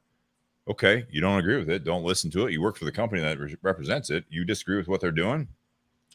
No one made you work there. This is not public schools. No one's keeping you there. This is not a public school thing. No one's making you go to that school. Your parents aren't. You came to us for a job. We pay you for that job. And now you disagree with what we're doing for something like this because you're offended? I was going to say grow up, but I think that is a little bit too much. I think it's more of you don't agree with everything, right? Absolutely. You can go start your own record label. You can go start your own media conglomerate. Absolutely. Mm-hmm. And you can make those decisions. There is nothing wrong with this song. If it's a song that's saying kill certain people, now we have an argument. Yeah. But if someone says, I like fat bottom girls, it's like, cool, they're into that. You can have all sorts of like different fetishes. You can have be in all sorts of different stuff, celebrate different body styles, different genders, different everything, different political, beliefs, all that stuff. But it doesn't mean you just, they said this, I'm taking them off. No, we're not doing it. Yeah, that was by. What do you think, Nate? That was by no means the most offensive thing Queen ever did. I mean, if you watch the video for "I Want to Break Free," like the label was telling them, like, this is never going to fly in the U.S. Like, we can get away with this in Europe or in England.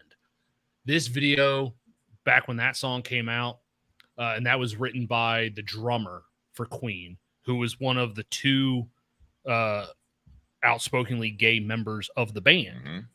Mm-hmm. And all four members in the band in the video were in drag. So it's like, if that's the most like there, but it was one of those things like, yeah, we can do this for here, but it's not going to fly in the US. Yeah. They're like, I don't care. That's what we're going to do because this song, the message of whatever it is, like that's important to this band member. That's what we're going to do because we're a band and we support one another. Yeah. I don't think you go back, man. I don't know the lyrics of that song, but you just can't go back on that. You support them then, you should support it now. Times change, but also times will change again. Mike Dieter says, what about I Like Big Butts by Sir Mix-a-Lot? Yeah. That's an empowering song. I don't know, man. Only if she's 5'3". All right. All right, closing remarks. Let's round this out. Yeah, man, that was we were flirting with turning this into a very current events podcast. What are your closing remarks? Shan says it's one of my wife's favorite songs. Yeah. I don't know if he's referring to I Like Big Butts or Fat Bottom Girls. I think maybe both. He commented, I threw it up on the screen. I love me some Fat Bottom Girls. Yeah. He had a very helpful nanny. Nate, closing remarks here. No, here. Again, it was I think we covered a lot. Jess, quit sending me lyrics to Sir Mix-a-Lot, all right? Jess, put them on the feed. You have Facebook. Let's go. It takes her too long to type it if she does it through the... She types it to you. She's listening live, so she just said type it in a different bubble. But no, she's watching it on TV, so literally like the QWERTY keyboard would come up and she's got to arrow over to every single letter and right. Yeah. No, so again, a lot of good topics from tonight.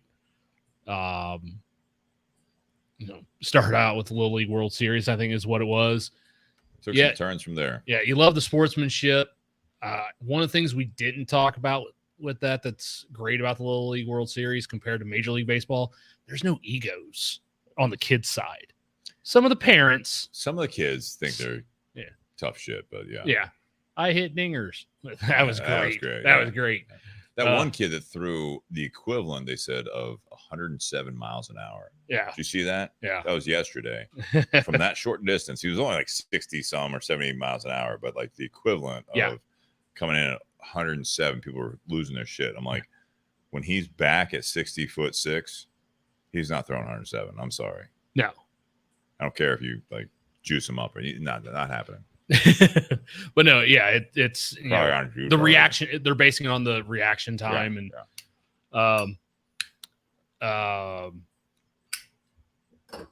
see what else. Voting does matter, whether you think it does or not. Like I said, I think it matters more in a local standpoint because those are going to be some of the laws or policies that impact you the most.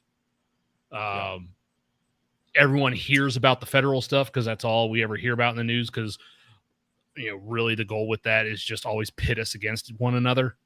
But when I think Rob Schneider had actually said it pretty well several years ago. He's like, everyone has this idea that we all just hate one another in this country. But if you actually go out into America and you talk to the person next door, like chances are the two of you don't hate each other. And then if you go to that person's next door, they don't hate each other. It's like on a local small scale standpoint, like we're not as divisive as what people make it out to be. We actually have a lot more in common. There are some issues that we have differing opinions on, but I would say there are more issues that the majority of people agree upon on both sides of the aisle than they disagree on. Yeah. There may be some policy things, but some major ones that people disagree on. But for the most part, if you just talk and have a conversation with that person, you'll find out, you know what, we actually agree on a lot of stuff. But everyone has, their handful of issues that are the most important to them. And if you disagree with them on those, that's when they start becoming divisive and like, I don't want to talk to you. And even though there could be 100 things, there could be 95 things you agree on, but because these 5 things that you disagree on are more important to you, those might be the ones that kind of trigger some of that divisiveness. Yeah. But then that's all people focus on. Yeah. So kind of like also when we talk about, that one customer that you have a bad experience with and, the stealing the joy, it's like, again, most of your interactions are positive. Why are you letting the one have the biggest impact, the one negative having the biggest impact? Yeah, I agree. Jonathan Herring had a couple, the time management, the habits. We've talked about that quite a bit in other episodes. Mm-hmm. We've even dedicated entire episodes to some of those. Developing habits are hard. Breaking them is easy. It's about building the discipline and maintaining that. And to some of the things that you had said, Steve, like when you maintain that discipline, that's when you start seeing results that you want to see, whether it be in a relationship, personal, whether it be health or relationship. Like if you keep putting the effort in on a regular basis, that's when you're going to see the biggest change. You can't just, have one date night and expect that to change the impact of a relationship. You can't go to the gym one time and all of a sudden expect to wake up with a 6-pack. Love that. It'd be nice. We all would love to have that. I think there's a lot of people out there that want maximum results with minimum effort. And it's supposed to be the other way around. Max effort in order to get not necessarily minimum results, but results. Period. Results. Yeah, no, I agree. That's good. I'll leave with that then. Don't drop the mic. Oh, I know. Again, the only people that drop mics are people who don't know how expensive mics are. Absolutely. Yeah, we talked about a lot in part 2. I do want to remind everyone that's listening, whether they be live after the fact, we're smoking the H up in Nicaragua by AJ Fernandez. I agree. Like you said, going into it, I think it does go well with this bottle. Yeah. This bottle goes really well. The Kirkland single barrel, thanks to Mike Dieter out there for donating that to the podcast. Closing your remark, I don't know, man. Like we tackle a lot, and I know it's hard to. It's hard to, yeah. We're not doing one topic. Yeah, it's hard to sum your remarks across 8 different topics. Yeah. It goes back to what we talk about all the time. It's communicate. That goes with a lot of things. Time management, it goes with you have to. I really took that topic as you need to find what works for you. But as soon as you involve other people, you need to communicate. And part of communication is listening to what works for them. Your way is not the right way for everyone. Okay? That is easy. That's easy. It would be great if it was. Same thing with, like people want your help, but they don't want the help that's given. Same thing. Communicate. It goes back to all like, yes, it'd be great if people told you what you wanted to hear. It's not going to happen. Sometimes it will, but most time it's not going to happen. Going to, does your voice matter? It does matter. It may not matter as much as you think it does. When you talk about voting, your vote is one of however many people are also voting, right? So all the outside factors aside, you have one voice, make it heard, do that. This is, again, communicating. You do it. If you don't communicate that you believe in something, or you believe that whatever's happening is not right, it doesn't mean that you have to yell more.